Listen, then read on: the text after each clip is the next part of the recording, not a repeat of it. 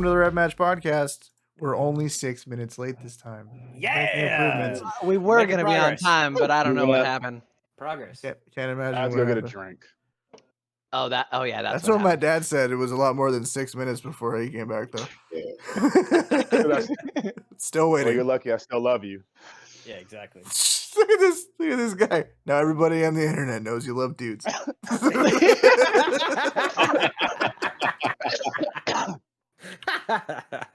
Austin starting already. Everybody make sure you like and subscribe to the podcast. Yep. Hit the bell, baby. Hit the button. Make it ring. Listen, people don't come here because we're super politically correct or whatever. We have a melting pot. The only people that are here are the ones that are already liked and subscribed. So. Hey, you just described every podcast ever. Nobody watches a live stream until they've already listened to like 15 episodes on the internet, and they're like, "Hey, maybe I'll actually like be there on the time when they're going to start up and do the thing." That's a good point. It is a good point. We'll I pay attention to the internet, dude. Anyway. We are joined by Satbir. He is a good friend of Tim's. Hello. A car dude, and he drives a vet, and that's all I really think you need to know. I feel like that's about all it. that matters. Yeah, that's all that really matters. I've known Satbir for the last, 15 years. He's a filmer, a photographer, likes cars. That's it. Here we That's are. the gist of my entire life right there. Hey, well, thanks for coming, man. It was great having you on. Have a good night. Like, I like filming in cars so much that my full-time job is filming cars for a living now. Okay, well, let's dig into that. So start at the beginning. Right. The very beginning. Start at where you got your interest in cars, what car you started with, and what came from that. All right. The car I tried to buy from you. What? I don't know if you remember me trying to buy your WRX. I do remember you trying to buy my WRX. That was years ago. Is it this white WRX in question? Yes. Yeah, that was my car I had. Through the magic of television, here's the white WRX. Yeah. Oh, it looks so good. I don't even know where I'm looking. All I see is 6 faces on my screen. So. It's on the Twitch chat. Twitch. You have to actually go to twitch.tv Yeah, you gotta /Revmatch. Where am I looking? I'm like, I just see my face. I see no- Everybody on the WRX. internet can see your WRX. So that's all. Okay, great. That's my WRX. It was I was pretty lucky to have that WRX at my age. I got that in my senior year of high school. What the fuck? And it was brand Damn, dog. So like I said, I've been filming. That's like my Pretty full-time lucky thing. is an understatement. I worked for a family business, which was wedding photography, and instead of getting paid, it was my car payment. So I was getting severely underpaid for what I was doing. But it turned out to me owning a WRX, which was, when you're 17, it's like, oh, I don't care. You can pay me whatever you want. I have a WRX. So let's really dig into that whole situation, because the cool thing about working weddings as a dude who played a wedding in a band a couple of times is, listen, alcohol, people are drunk, single women are drunk in an environment where there's a no longer single. Things happen. That's all I'm saying. These things happen. So that must have been rad. I don't think those same things happen at Indian weddings. I cannot confirm nor This isn't Wedding Crashers. Right? No, this is confirm A little different. Yeah, no, it was just like I was like pretty much every weekend I would spend at weddings, and I was so over it. But Wait, that's aren't what your weddings got like me 3 days long sometimes? at the minimum. Yes. Oh, you were getting pretty much. so a WRX was like slave labor. Like you were. Yeah, no, that was the best thing ever. I didn't have other shit. It's fucking so indentured servitude. There's labor laws against shit like that, dog. Like, it's okay. This was all under the table, but pretty much. I will say the it was WRX was pretty under the cool. table. Like randomly, Satbir hit me up and was like, "Yo, I'm gonna show you my new car," and he pulled up in 2011 in a 2011 WRX. Yeah, it was brand new WRX. I was sick, and then that's the last time I ever bought a brand new car that I liked.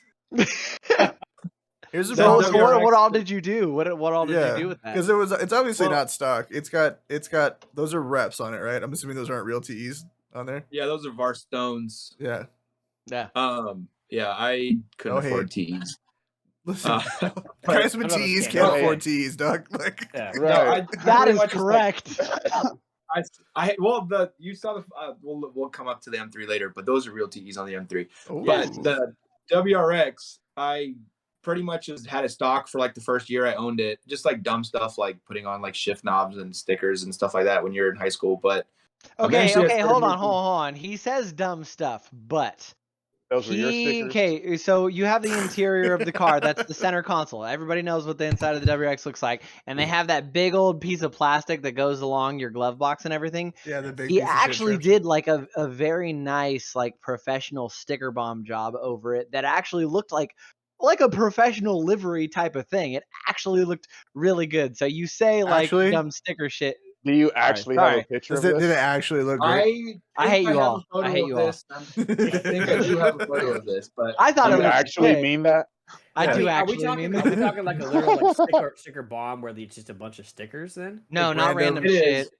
But it I was mean- all like the brand Obey back Yes. like a long time ago. Obey, like, Oh, this is super Oh. 2011. Yeah. This is like but it was like I did it to the point where I took apart my dashboard and all the trimming I wanted to cover. I okay. had it No, on like, my kitchen I table. get it. I get it. Yeah. Yeah. No, Oh, like wow, that. you went- yeah.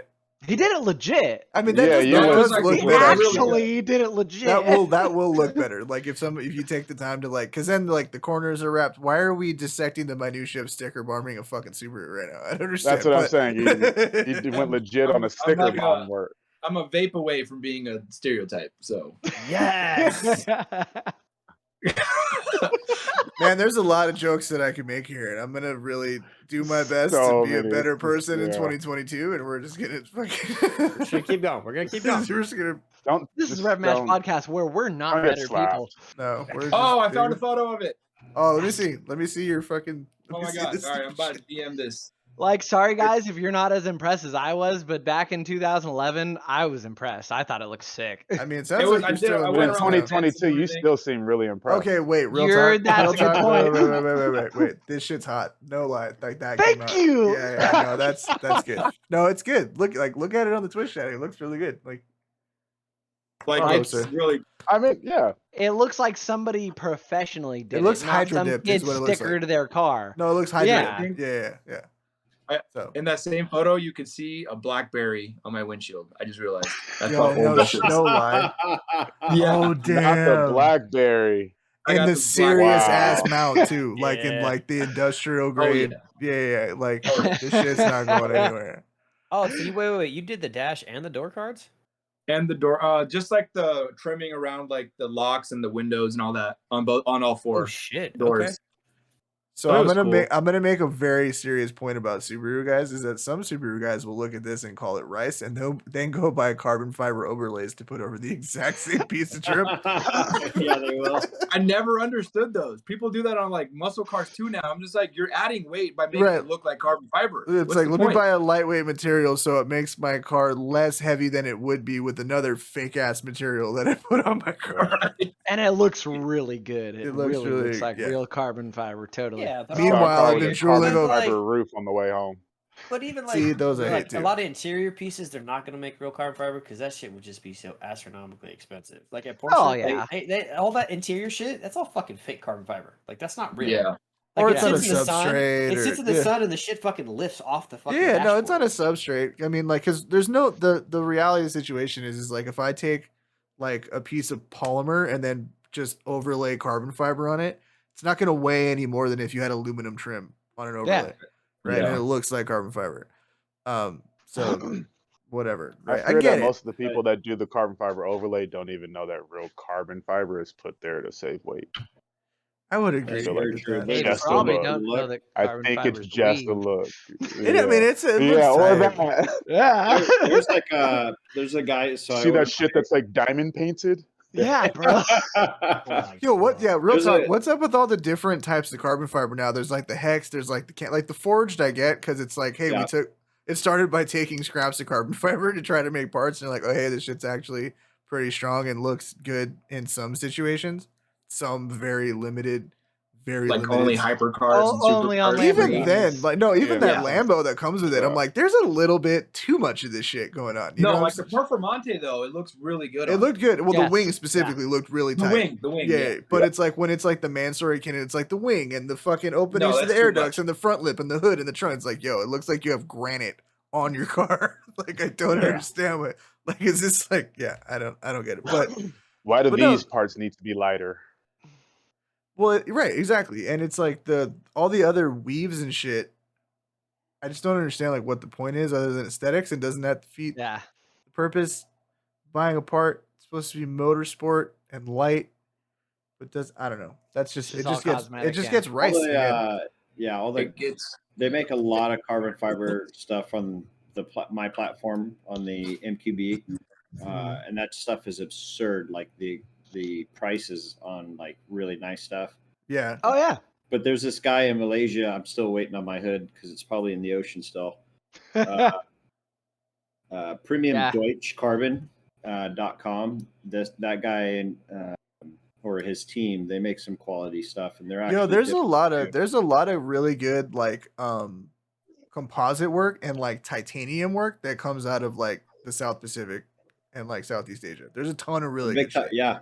Like I don't understand why that is. I also don't know why there's so much like titanium work in like Thailand. Where the fuck are you getting this shit from? That shit's hell expensive, my dude. Like I don't understand. Meanwhile, dude's got like a Running out the fuck. ground. Yeah, well, there's like you've seen like the 2J fishing boats in Thailand, right? Like the fucking long. Yeah. It's got like That's a just 600 horsepower gnarly. 2J Love on a it. fucking hand throttle. He's like Yeah. fucking ripping down the river. Jesus. I don't. He's You've never ripping it seen down that the shit? river. Catching shit. Like Oh, those dude. I things are haven't seen scared. that. Like they're gone. You're just Dude, racing full down the goddamn titanium river now. exhaust interior, painted like billet fucking case 2Js on the back of wooden long fishing boats, and they're just fucking screaming up and down That's the so river. sick. Yeah, dude, Calling it man, a boat is a bit presumptuous too. it's flying. Like, It's a It's hydrofoil. JDM. It's JDM as It's fuck, JDM. dog. Anyway, wooden planks. back to your Subaru. So it had fake wheels and a sticker bomb. I'm just kidding. I don't hate Wow. on fake. I don't hate on fake. I don't hate on fake wheels. I don't hate on fake. I live in Texas. There's no legitimate financial reason to own real wheels in Texas. Yeah. Unless you hate yourself. Legitimate financial reason to own real wheels anywhere. That's yeah. If you don't Just track your car, Cali what's the point? sucks. New York, like Yeah, Texas, it's bad. Florida. Japan, it makes sense because they have actual infrastructure. Anyway, back to your Okay. so the WRX. Some parts of Europe. You had like the parent thing going on in the front. Was the car modded aside from suspension and wheels and that type of shit? Or like, what did you end up doing to it? Yeah, actually, all that aero and suspension and wheels came at the end. So that photo I Okay. sent you was what it looked like at the end. I Mhm. saved up a bunch of money, like kind of working and then getting side gigs, and I started booking like random shoots on my own. And I saved up to do like the basic, get a downpipe and then get the access port. And then Yeah. it turned into like kind of more stuff. I ended up getting a front mount intercooler, external wastegate, like full 3-inch exhaust, like just whatever I could do, full bolt-ons without changing the turbo out. Yeah, And then I actually went to EQ tuning and got it tuned by Ed like years ago. we've come full circle, baby. Look at us Yeah, go. pretty Yeah. And after that, I was like, performance-wise, I was good. I think it was like low 300 Yeah. to the wheel, like maybe. And I was like, this is plenty. I'm like, and then like I think like 5,000 miles later, it blew up. I remember that. Welcome to the club. Wait, so that generation of WRX was that a EJ20, right? Was it EJ20? 255. 255, yeah. 255. Oh, Yeah. okay, right. Yeah, so the even Yeah. shittier EJ. Got it. Yeah. It was just shitty timing because I was actually selling it the day before or day after it blew up. I mean, it blew up the day before I was supposed to sell it, actually. Oh, That's so typical So- Subaru. That's just like that I was hurts. like, all right, cool. Let me just like get it all ready to go. I'm gonna go get this. Like, I put it back to stock, got it smogged, and then like I don't know, put it back together, and then it just like started knocking. And I was like, this is sick. That's like the day before. Great. And so I drove it straight to a dealership because it was still like back in the stock form. And they were like, yeah, this shit's been modded. We're not fixing this under warranty. I was like, that's cool. And then towed it to another shop and ended up paying like $4,000 to get the short block fixed. oh my god. And then I picked it up from that shop, went through a drive-through car wash and straight to CarMax and traded it in, or just sold it for $20,000. Just said, fuck it. I was so over that car at that point. I was just like, this was like the worst experience ever, like in the last week of owning this. So I sold it. Yeah. And then after paying off the rest of the loan, whatever was on it, I ended up with like $7,000 or $8,000. And Okay. what I did was bought a really shitty E36 M3 that was mechanically sound. Is it this blue one that I see? It's the Here? blue one, yeah. So I don't know which photo you're ending up. Yeah, I got it. I grabbed it. That's pretty. I mean, man, you should have held on to that motherfucker. You could have sold it for way more. Yeah, no. In hindsight, I sold this fucking way before the E36 bubble. Oh, yeah. so This is a $12,000 car now, dude. probably more. Man. Honestly, I've seen them go so high up, but Stupid. I bought it with it was clean title. I had like 170,000 miles, and it had like receipts of like $5,000 worth of stuff he's done in maintenance and fixing stuff and everything. So it was like super sound, and it was my new daily. And it looked like cosmetically like ass. It had no headliner. It needed a full paint job. The Vader seats were like ripping. There was like shitty ASA wheels that didn't fit properly, but it drove really good, which I liked. But I got a new job at that point, right when I bought that M3, where I was starting to make a lot of money for someone who was 20 years old and didn't know what savings was. Been there, So brother. I used to just dump the paycheck into the M3. And it went from buying that like piece of crap looking M3, and within 6 months, it looked like that photo you just posted. It was like wide bodied. So I had not wide bodies, like it was like over fenders. The felony form kit, over fenders. Yeah. So I had that. I had Broadway static wheels. Are those Advans? Those are ZE40s. Yeah. Oh, so those are works. Yeah. Those are actually 18 by 9.5. 10.5 all around. Holy shit! Nice. So you had And they no only had- steering angle. Wow. You had no That's steering in my angle. backyard. No, and then they only had 3 degrees of camber in the front with 275s all around. How did you not Damn. rub the fuck out of that? Oh, he I did. spaced my over fenders out. So my fenders, past because they're bolt on, Yeah. I spaced them at the edges by the arches and spaced them out, and I was able to fit the like meatiest tire I could get. That's so ignorant. I love it. I also love that felony form kit. I've always loved that felony form kit on E36s because it looks factory. Like it doesn't. Yeah, I mean, like, obviously there's an RS model almost, kind of like right. Like you can see the bolt-on part. Yeah, you can see the bolt-on part, but because it's only from the molding up, you know what I'm saying? Like it just kind of like fits the car. I've always really it follows the body line, which is really nice. Like the Liberty Walk kit looks like shit in my opinion. It just looks like one of those. It's like Rocket Bunny, same thing. Like I just don't like that look of like the big circular arches around bolting them on. When that shit first hit, when those Rocket Bunny kits hit and all that stuff, I was like, and I remember me and Jamal used to talk about this shit like way back in the day when they first really started coming out. Cause people forget like the first Rocket Bunny kit really was for like an EF Civic hatch, right? Like it was for like a real piece of shit. And then he started doing the NASCAR inspired kits for the S13s and 14s, which is like kind of what really kind of set the whole thing up. Wheels on them. Right, the steel, or remember when he was putting pro comps on fucking S13s, pro comp off road wheels on fucking S13s with wide body kits? Oh, I do remember that. Yeah, right. That was, and you know that was his wife's car. That was his old lady's like daily driver. Yeah. So yeah, I remember that, and I was like, "Yo, this is crazy." And then they're like, "We're gonna make a kit for everything." It's like, why'd you do that? You ruined it. Like now everything is just like a fucking meme, right? But now I'm really into like Kaisel Salim shit, all the like live to offend stuff he's doing on like E36s and 46s. It's so the like Supra render he made, like the old Supra render. Yeah, and just the fact that he's just like doing the most like, hey, you guys want to live in Blade Runner? You know what I mean? Like he just fucking buy my kit, dog. You know, and like the coolest thing about that dude is that people are taking his renders and trying to make them into reality, like that the mid-engine Golf, right? The fucking super wide Golf that he did a render of, and like dude's like, I'm gonna fucking make this shit.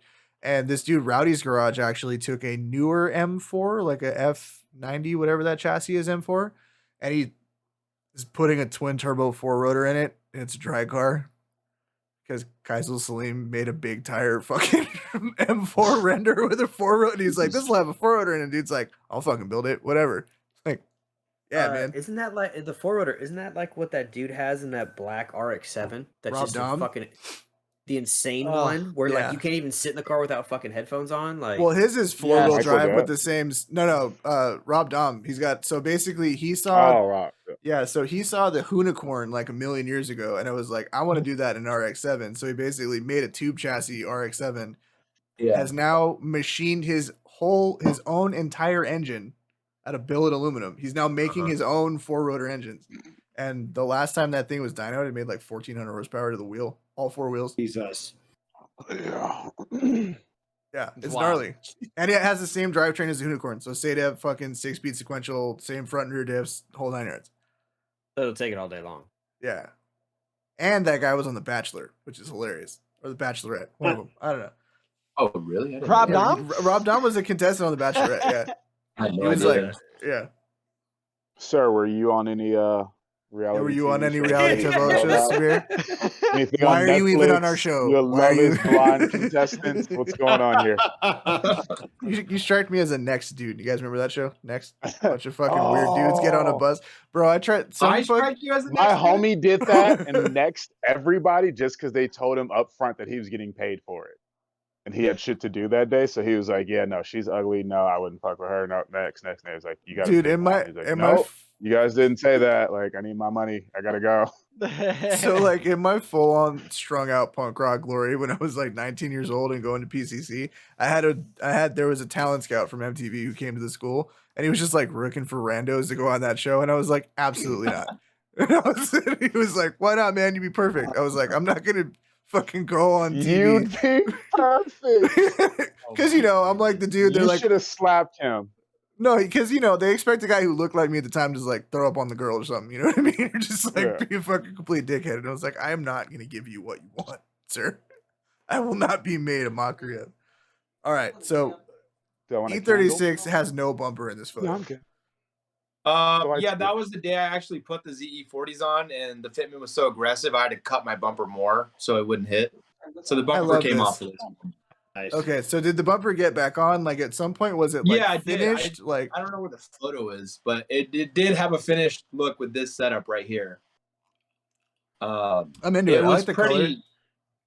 Those are also like slick tires. They're Maxxis RC1s. I know what those are. Yeah, those are pretty sticky, and then it would feel like driving on plastic when I left the house. Till they got hot. Yeah. You pretty much have to like do a quick like rip to like get them warmed up enough to get any grip. But yeah, I repainted it the factory color, Ava's blue. I sent a photo of the cage. Me and two of my buddies actually made that from scratch. I didn't really do shit. I was just there watching. But the other guys, one of them welded for ground control at the time. Okay. And he was like, hey, I'm going to build you a cage. And I was like, okay, sick. And I just like sent him like whatever like Sonoma like said they needed for cages. Yeah. And he just took those regulations and made a cage for me. I was like, this is sick. I love the spider web gussets, by the way. The water cut spider web Dude, gussets like, are pretty gangster. Yeah. He just wanted to throw them in. I was like, I don't really care. You can build it however you want. And then we made the little bars for the harnesses to go through. And then it actually ended up having to take the rear seat out and just go through to the trunk just because it's not thick enough in the back of the E36s where the wheel wells are. So that's we're like, most all right, cars. You got to get to that strut tower before you really get any kind of rigidity out of it. And the last thing you want is for your roll cage to fucking fold when you need it, right? So you put it where it needs to be. We did it the right way. And then from there, this was the whole interior redo. I ended up getting suede. I did like a suede headliner because I got suede Corbeau bucket seats. And then I did all my pillars in suede. And then I had purple, forgot the name of the brand, but I had these harnesses. You can kind of see them in the photo. Crow Racing, that's what they were. Yes, thank you. I can't see any other, I don't know what other photo was supposed to come through. I just got the one with the ZE40. You said purple. I can't. It's Instagram. I can't zoom that hard. That's clean though, dude. That's fucking clean. I like that a lot. So like, did you do anything power engine or drivetrain to it, or was it? No. So this was a 95. No. He's like, absolutely. This was a 95. So they usually came with S50s, but the previous owner put an S52 in it, which really only meant you had like a little more torque. I think that was the only difference. But I still had the S50 manifold, which was better airflow. And I found out my car was actually a really rare spec before I'd cut into all the fenders and everything. It's a slick top. So I was like, if I had just repainted this car, did nothing to it, and just held on to it, it's like a $20,000 car right now, which is sick. But I cut the fenders. I took the entire interior out, welded in a cage, and like everything. I'm like, all right, this is sick. I'm not gonna be honest with you. It makes me feel good to know that other people have made dumber automotive decisions. I make I put in like including the car, probably into this car like 18, 19 grand, and like I bought the car for 4,500. So There's a lot I of mean, money that was that's the fucking way it is, dog. Like, and that's when I was 20. I was like 20 years old, just blowing my paychecks on this shit. Like, oh, I want to buy this now because I can afford it. And Can't wait till Friday. I'm buying my wheels. Yeah, Right. no, literally, that's just what happened. hey, And then listen.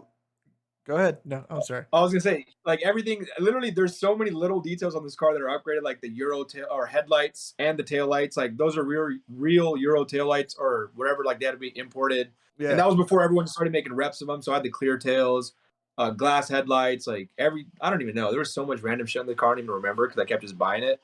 But so did you have a theme when you were building the car, or were you just like, fuck it, I got just wanted to paychecks look- and I'm just buying the newest shit that I see? Oh, I see this online. No, you're doing I that, had everything I wanted to do, and I just kind of did it in phases. Like, the first thing was getting it painted, but I'm like, if I'm gonna paint it, I might as well do the wide body at the same time, so I can get everything painted at once. Obviously, While I'm in there, Okay. yeah. So I did all that, and then I ordered suspension at the same time, and I sent it. I think the other photo I sent with the RS reps, the BBS RS reps, those are the wheels I had temporarily, just so I had a wide body with wide wheels and not like stock this shitty shit wheels. looks clean. Right. That's like honestly, because you took. I just love spoiler seeing people off. drive down the freeway that way. Yeah, I did take the spoiler off Yeah. too, but that was a fake spoiler, and the fitment issues. I was always having issues with it, like with the riser, so I never looked right when I had the risers on, so I had it on the half spoiler. But I couldn't sell this shit for $8,000 when I tried selling it. Back like 4 or 5 years ago, I think. I remember that. Yeah. Crazy. I had it Yeah, up. I can see that. I can see that. Started at $10,000, went to $9,000, $8,500, $8,000. Ended up trading this car for a fucking R1, which was sick. And I ended up selling the R1 for $8,000. So that was like I could at least sell the R1 easier than I can sell this M3. That's It's the so funny because like you brought it to Subaru and you like had me drive it. I was like, it's cool. Here you go. Didn't It understand was what you had. it was like a roller coaster though. The thing was so fun. Dude, yeah. Now looking back, it's like, can I have that? Like, You should have bought it for $8,000. Huh? Exactly. All the grip and suspension Trying to that be was done cool. on this car with like 190 wheel horsepower was so overkill for how much like grip I had. But Yeah, but you could throw it through a corner fast as fuck and like not have flooring to brake. it. Yeah, I just floored a it big everywhere. Miata, like just a big that's ass. honestly what it was. Yeah. Like Alex's It was a 240. more fun Miata at Yo, this point. Pete, so okay, I've talked about this 240 a lot. okay. Jamal's driven my 240, and he drove that car a couple of times, and he goes, "This shit is fucking square. Like you just point it, and it just goes in that direction. Yeah. Like doesn't matter what Yeah, speed it you're was. going. It just for a car that modded cost me $4,200. That bitch drove really well until I crashed it, and then it was trash. But whatever. I just laugh about the night that we went drifting. Well, we were in your And car. it wouldn't go sideways because I had too much fucking. And it was too rear hot. Yeah. I was just like, dude, just quit being a little bitch and just throw it. Like, just go in It hot still and throw it. wouldn't Alex fucking is coming in at like second gear, getting off the gas, and then late clutch kicking. I was like, dude, just go, just throw the car. It wouldn't like, do it's it. so sticky, like it wouldn't do just it. let it go. It fucking he was dude. pussyfooting. Okay, all right, guy. Oh, here comes the truth. Did I ever tell you the time about when Jamal's car tried to run away from him in a parking lot? Oh my no.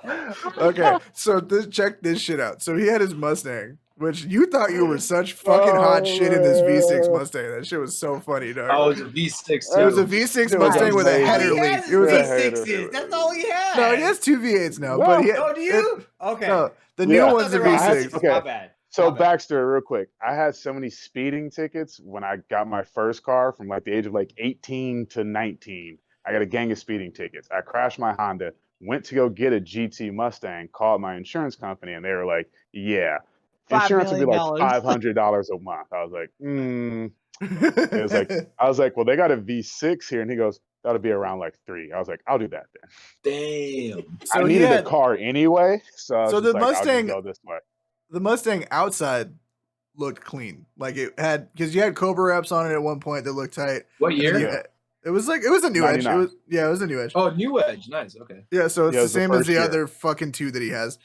He's got I've had Anyway. a 35th anniversary, a 40th anniversary, and one of them's just I don't know. It's just a nobody random year. cares. It's a Mustang. Yeah. Anyway, we're chilling. We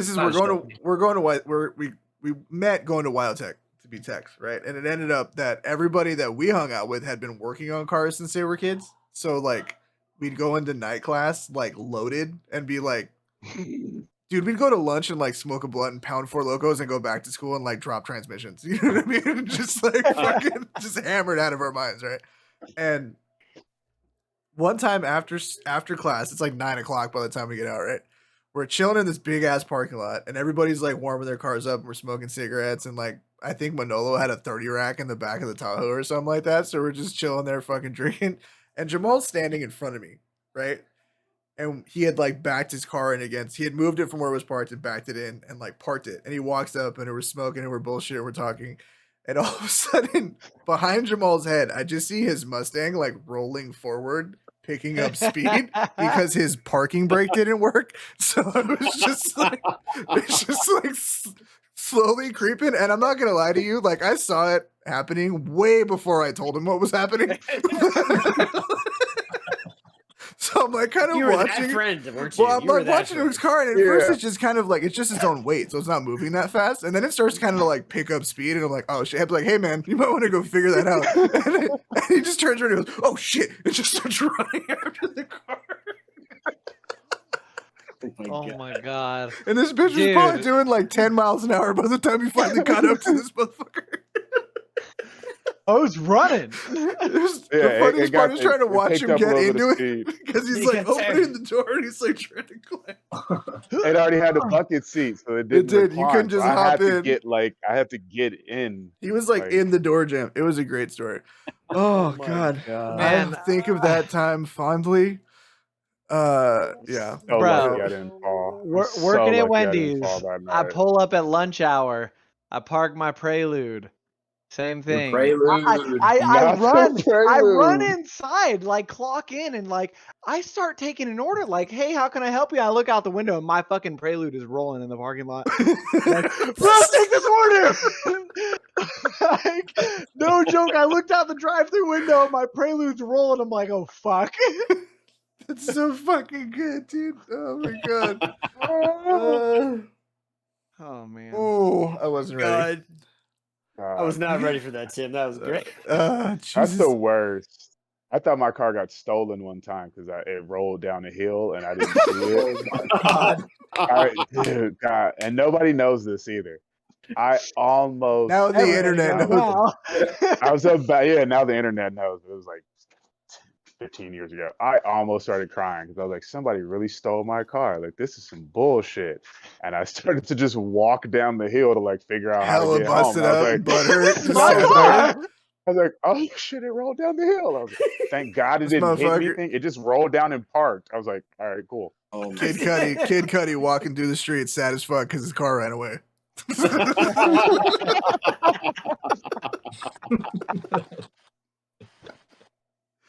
Oh fuck this, dude! I've had a car stolen. Walk down the hill, just pouting with like his hands in his pockets, like fuck. Day and night. I walked out of my friend's house and my car is parked in front of his house, and I looked. Was this Sean's house? I was like, no, it was my buddy Brent. I thought you told me about this before. No. And yeah, I looked and I was like, yo, my car was right here, and I kind of like looked everywhere that I normally parked my car when I went to his house, and I was like, somebody really stole my shit. Like, my car is gone. Somebody got me in the middle of the fucking day. Like, I cannot believe it. We're all just lucky that this happened. I should have just went to work. No. So let me I'll kick it.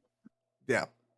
All I'm going to say is we're lucky that this didn't happen now, because there'd be like 50,000 Instagram story posts about like, it be your own people in your own hood, dog. Never trust nobody. Send. Oh shit! God is great when you find your shit. God is great. He's smart. Oh god. All right, so you trade the M3 for an R1. And what happens next? No, what did you trade the M3? You traded the M3 to R1. So were you dealing in R1? No, I had a Mazda 6 lease because I had a job where I was commuting a lot, so I ended up getting a lease as a second car while I had my M3. Okay. My M3 very quickly became not a daily. From like the day I owned it to like 6 months later, I was like, I can't drive this to clients' houses anymore. So like I can't be in like harnesses and race seats in the straight pipe M3, you know, pulling You up. ain't about that Like, life. Get out of here. Why not? No, it was bad, so I couldn't do it. And then I ended up having a Mazda 6 as a daily driver, but that was a mistake getting a lease. Should never listen to my brother on that one because I ended up driving way over the mileage, and I was like, I got to pay for the difference. Leases are great if you can can stay on the mileage, Timmy. If you can stay on the mileage, Timmy, everything's fine. You don't have to pay $90,000 for a $60,000 car, Timmy. I'm not at 54,000 or anything in 3 years. Wow. All right, so you had the Mazda 6, you had the R1. Be right back.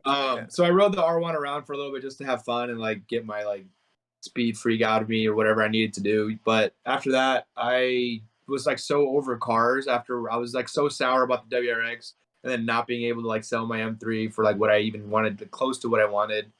I didn't get a car for a while. I kept just going through like random cars. I think, well, actually not a lot. From the Mazda 6, I sold it. All right, returned the lease and I had to pay like a couple grand in difference for the mileage. Right. And then I got a 98 328i sedan 5-speed. And I was like, oh, this is going to be so sick. I'm back into cars. I got a great deal on this. Clean title. I got it for like $2 grand. And I rear-ended somebody like a month later with it and totaled it. And I was like, idiot. So now I'm like triple sour. I'm triple sour about cars at this point. I'm like, I'm so fucking done with cars. So the next day I go to Honda and I buy a brand new Accord. And like, this is my daily. I'm not going to do shit to it. I'm not going to mod it. I'm going to drive it. And I'm done with cars. I was so depressed. Dude, I was over you pulled up in an Accord. I'm like, whose fucking car is this? Yeah. It's mine. And that was my daily. I'm just like, what? I'm over here like paying like a monthly payment on a brand new car. I'm like, I can't believe my life has come to this. And then 10 months later, I was like, I can't do this. And I sold the Accord to like Vroom or Shift or one of those companies because they gave me like a really good amount and I ended up making money off of it. Yeah. And I was like, I'm going to go finally buy a C6 Z06. And this was March 2020. Oh, you got in before shit went sideways. I got in at the bottom of C6 Z06. Yeah, like, dude. I almost like don't want to share, but I'll just share. I want to know. 24 grand. Let's go. Old man owned it. He was a second owner. He's had it since 5,000 miles. You should be shot. You should be shot for robbing that guy. You should be shot for robbing that guy. He spent so much money on like the audio system. I was so stoked because he had like all JL speakers, upgraded head unit, and like those like nice built-in subs. And I was like, oh, this is great. Now I don't have to spend money on audio. And so I got the Z06, and this is the first time in my life I've ever owned a car that fast. Fast as fuck. And it was completely stock at the time, and this was fast as shit to me because it was 500 horsepower crank.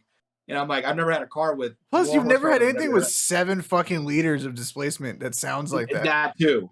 Never had a V8 in general, actually. This is the number one stat about C6 Z06s that people forget about, is that with enough space, you can start it in 6th, and it will do 200 miles an hour. I've started it in 5th and went up to 100. Yes. It has enough torque. Yeah. And your clutch doesn't even hate it. It'll just do it. It'll just go. It doesn't even stutter. It doesn't stutter. All right, just ride it a little bit. All right, you're good. And now you're just going. I mean, it's shit. A good, I don't know. Actually, it's a bad comparison. Before I knew what Corvettes were, I was working at UPS and I had my 2-liter WRX wagon tuned on E85, and my homie had a 97 Corvette. Oh, so that's a C5? I think it's a C5. He said it's a C5. And it wasn't a Z06 or anything. It's just a Corvette. And like, I thought I was totally gonna get him on the way home on the freeway and everything. And that's an LS1. Oh my god, I got rocked. Yeah, not even close. I had never seen like a Corvette like actually take off. He walked away from me. I know. I mean, he ran. He kind of cathedral ports and all. It's not even the power. People just forget that it literally looks like a wedge and it weighs nothing. Yeah. So fiberglass. It's really good bang for your buck car. And it wasn't like a randomly. C6 Z06. C6 Z06. Oh, he missed out. Tell this him how much you bought your in March of 2020. He bought a C6 Z06 for how much? You guys got to the good part while I was in the bathroom. Yeah. Right? Yes. How much did you buy a C6 Z06 for? 24 grand. Clean title. I'm sorry? 2-4. How many miles are on a C6? So it's a LS7. It's a fucking 7-liter V8. Yeah. Oh my Where? God, 24. This old dude in Bakersfield. Oh, that's the best part. It's not like I randomly wanted a C6 Z06. Oh, in that moment. Bakersfield. There you go. This is a car I've been wanting for like 4 years. Like this is the car I wanted before I even had my M3. I wanted a C6 Z06, but I couldn't afford a $50,000 car back then. So I was like, whatever, I'll wait. But I looked like once I like got to the point where I'm like, all right, I'm gonna sell my Accord. I want a Corvette. I want a Z06, and I only want a C6 Z06, and I have to make sure it's at least an 08 because I want the TR6060. Yeah. But I started looking every day on like Auto Tempest, Car Gurus, like Craigslist, everything I could. And I started typing in like Z06, Z letter 06, and like every random thing you could imagine to see if I could find a random hidden ad. And I found one when I typed in Z letter O and 6, because that's not how you spell Z06. No, it's a and zero. This old dude had it up for like 31 or 32 grand, which was like still a pretty good price, for a C6 Z06. But I was like, I just talked to him like, hey man, I got pre-approved for this amount. Would you take it? And he was like, sure. I was like, I didn't even have to try to do this. This is ridiculous. Motherfucker knocked 7 G's off the selling price at the shirt. I'm Indian. What do you expect? Yeah. I'm Indian. Not 7 G's. Oh. There's things I can say to that statement, having sold cars. Yes, and also sold very true. I will verify that it is. And sold cell phones. I sold cell phones in Livermore for AT&T, which is right next to Tracy. Right? I don't know if you know that area at all. If you got fam out there. Yeah. So I'm gonna tell the story. It probably comes off mildly racist, but it's hilarious. Whatever. So my boss was Afghan, right? My boss Jacob was Afghan, and you already know how that goes. So we had an Iraq vet used to come in and like stress us out about like accessory discounts when that was still a thing in like 2012 or whatever. And this fool would come in the back like, why am I giving this full shit? You probably shot my fucking cousin in Kandahar, right? Like, oh my god, holy shit. But we used to get like, what? Oh, dude, Jacob was funny as fuck. Just fall out of Jamal's This mouth. is like Modern Warfare 2 lobby kind of talks here. I love Jacob it. was the funniest motherfucker. God, he had slick back hair, dude. He had slick back hair. He was like kind of chubby or whatever. Me and him used to take pulls of red wine out of the trunk of his car at like 1:00 in the afternoon. It was fucking great, dude. He's my boss. Sorry. Right? I'll wait. Oh man, somebody please fucking screenshot this whole fucking accident. Okay, when he comes back, nobody else move. When he comes back, everybody freeze. Anyway, the point I was trying to make is one time there was an Indian family, and you know how it is when you negotiate. The family comes, right? It's a family decision. Especially when we're buying. He's super still talking, especially when you're spending a lot of money. And like I'm sitting at the table for a while. And I'm like, he's gone. We lost him. Okay, it's fine. So anyway, we're sitting there, and he comes out, and he sits in front of my customer, and he looks him dead in his eye, and he goes, "This is not a fucking bazaar. You buy it or you don't, or get the fuck out." And I was like, "Jake, dude, what are you doing? Like, you can't talk to people like that, dude." And he just stared at him. He stared at him. The guy's like, "All right, I'll take it." We gotta at least try. That's the thing. And I learned that selling Range Rovers because it was a big point of like Indian pride. They're an Indian-owned company, right? Like, right? Oh yeah. I don't know what Range Rovers. They're pieces of shit, but whatever. They're cool to rent. You know what I'm saying? Like, they're cool to exactly. Perfect cool to have candidate. A friend who has one. Exactly, or lease one, right? Because then you don't own it. I have job security for a reason. Exactly. Yeah. See? Yes. Exactly. They'll never fire. Kyle is unfortunately the lead tech at Range Rover. Sorry. Yeah. Sorry, man. Sorry. It's a guaranteed paycheck. Dude, how many times did I go in the back, Kyle, with a car I was trying, a brand new unit that had gone through PDI, and I was selling it, and I'm take it to get washed, and like a check engine light comes on, and I'm like, "Bro, you have to fix this now, please." They're in finance, like, please, dog. And I'm stressed. You know what I'm saying? Like, you got 30 minutes. Yeah, I have a Range Rover Velar in the shop that's less than 100 miles on the car, and the check engine light is on. When I get the car, it's not on. There's like no codes really related to a check engine light. I do my due diligence of checking the car out. We set monitors on the car. Monitors pass. The customer comes and grabs the car. Check engine light freaking comes on again. Oh my god. This is this mechanic rule, That's right? typical. That's the mechanic rule. It's just like Oh fucking. my god. Oh, it's so It good. has to be like the smoke detector. I mean, I can't remember what it was called, Mike, but I've had so many like brand new Macans, like 100 miles on them, have like a check engine light for like an evap leak, and it's literally just a bad sensor, just a sensor. I've got 100 miles on the car, and it's just the sensors telling you something's wrong, but nothing's wrong. Faulty sensor. Good old Yeah. Bosch. Speaking of wheeling and dealing, when I was writing service, I had this Indian guy. I told him the bill. His bill was like, I don't know, it was like $3,000. Pretty standard. It's a Tuesday. Yeah. Some minor service on a Range Rover. So I'm checking him out. I'm walking him over to the cashier, and it's closing time. I get behind the cashier spot because the receptionist is gone, and he's like, "Well, how about 1,500?" And I was like, "Sir, it doesn't work like that." He's like, "Well, okay, what about 1,700?" And I was like, "Nah, I don't know where you're from, but it doesn't work like that here." I said, "Your bill is $3,000, right?" Listen, as a former Marine and a very white redheaded male, you should not be saying things like that. I did. That's my problem. I just say shit. No, I told the guy, and honestly, like being overseas twice, I know how they bargain, right? Like I've been to bazaars, I've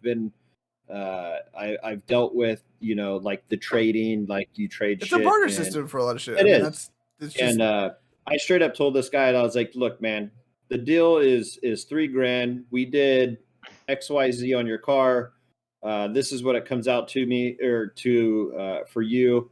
Either you pay the bill, or I keep your keys, and I keep your car." And the guy was like, "Okay, $3,000. Here you go." You gotta take the shot. There's 100% of shots you don't take, baby. You gotta ask. You gotta ask. You gotta ask. That's the problem with us. That's not a problem with their culture. That's the problem with ours. We're too big of bitches to ask. We're too big of bitches to ask, right? Big Max 375. Big Max 375 says who? Yeah, he did. I asked. Now look at me. Right? Yeah. Look at me now. Look at me now, baby. You can be this, but you're too big of a bitch to ask. Look at me. So what's all done to your beautiful Corvette that Alex would absolutely love to have, especially because it's a black Z06 and a manual transmission? Oh, well. Oh, fuck. So there's a long story about what happened to the car. Oh, yeah, it was gone for a while. It was gone okay, so I got it in March. I drove the shit out of it. I used to go to like Berryessa all the time, Auburn all the time. Shit. I would go on drives as much as I could with that thing, try to rile up all my friends to go with me. But one day I was just driving home, not even doing anything crazy, but I heard a squeak. And I was like, "Oh, that doesn't sound good. It's coming from my engine." I thought it was the car next to me because it was a piece of shit. I'm like, "I'll listen to this piece of shit." Turns out it was my piece of shit. Wait. I have a question. Wait. Let me take a guess. It was lifters or rockers. It was lifters. Yes, baby. Let's go. Lifter. So my stock. So my stock.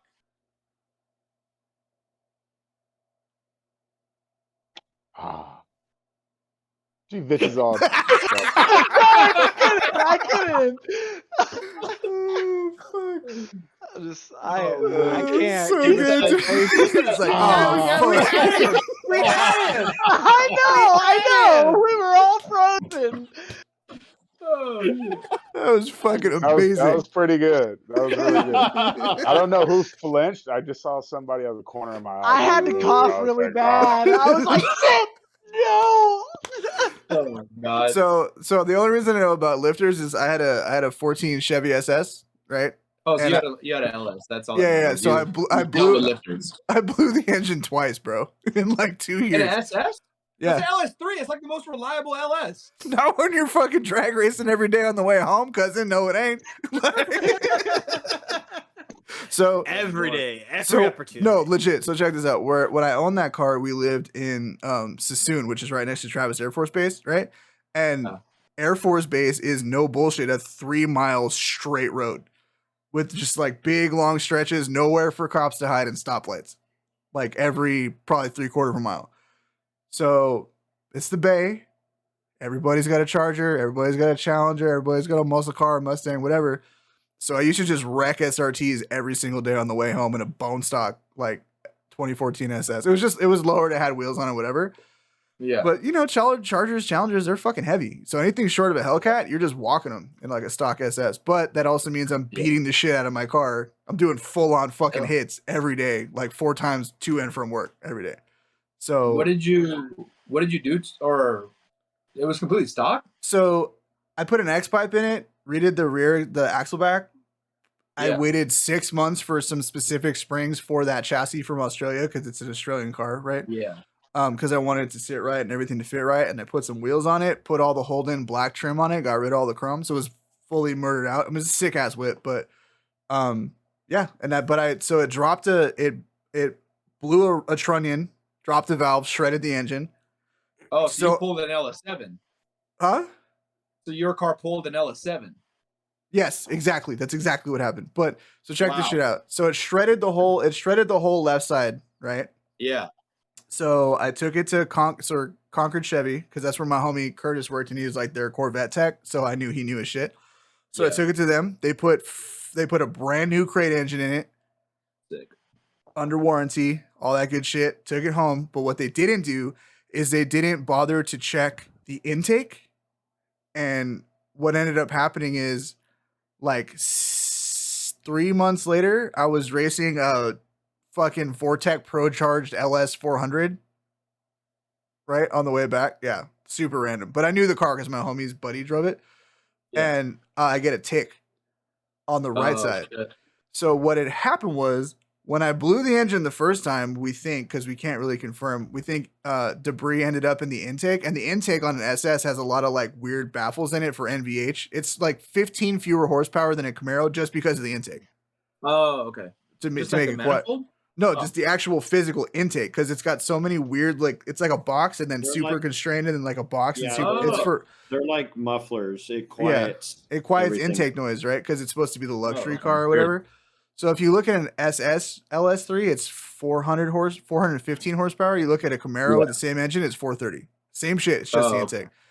What we think happened is that when the shit blew, it pushed something into the intake, and they never changed the intake and bolted the engine back up. And then when I fucking hit it, it sucked it back into the right side fucking head. Damn. So it blew the right head. It blew the passenger side head in cylinder 4, I think, on that side. So then it had they replaced, so luckily it wasn't the bore, it was just the actual piston. So replaced the head, replaced the piston, whatever. And then a bunch of other shit happened. I ended up selling it. But yeah, I blew it. So Concord Chevy has like 22 G's in fucking parts and labor and warranty on that car. Nice. So when I went to trade it in, they're like, please explain to me what happened. And I'm like, all right, well, fair. It's on the Carfax, right? They're like, how'd you blow 2 motors in 6 months? I'm like, well, funny story, bro. What happened was, let me tell you. In the search of hot, nasty, badass American speed, I may or may not have blown 2 LS3s in 180 days or whatever. But yeah, but I know that's the thing about LS7s, right? Is they always drop a fucking valve. So you drop the valve, and then what happened? No, I didn't drop the valve. It just broke the. It just broke the. No, bitch! Don't put me in that class. My lifters just failed. My car. Hydraulic lifter just failed. Yeah. My lifter failed, and it just started squeaking against the cam, so I could hear like, and I was like, oh shit, I don't know what that is, and I don't know shit about V8s or LSs.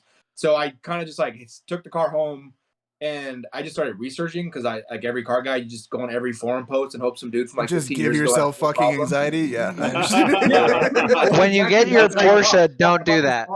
I bought this car like 3 months ago, and it's like already making a noise.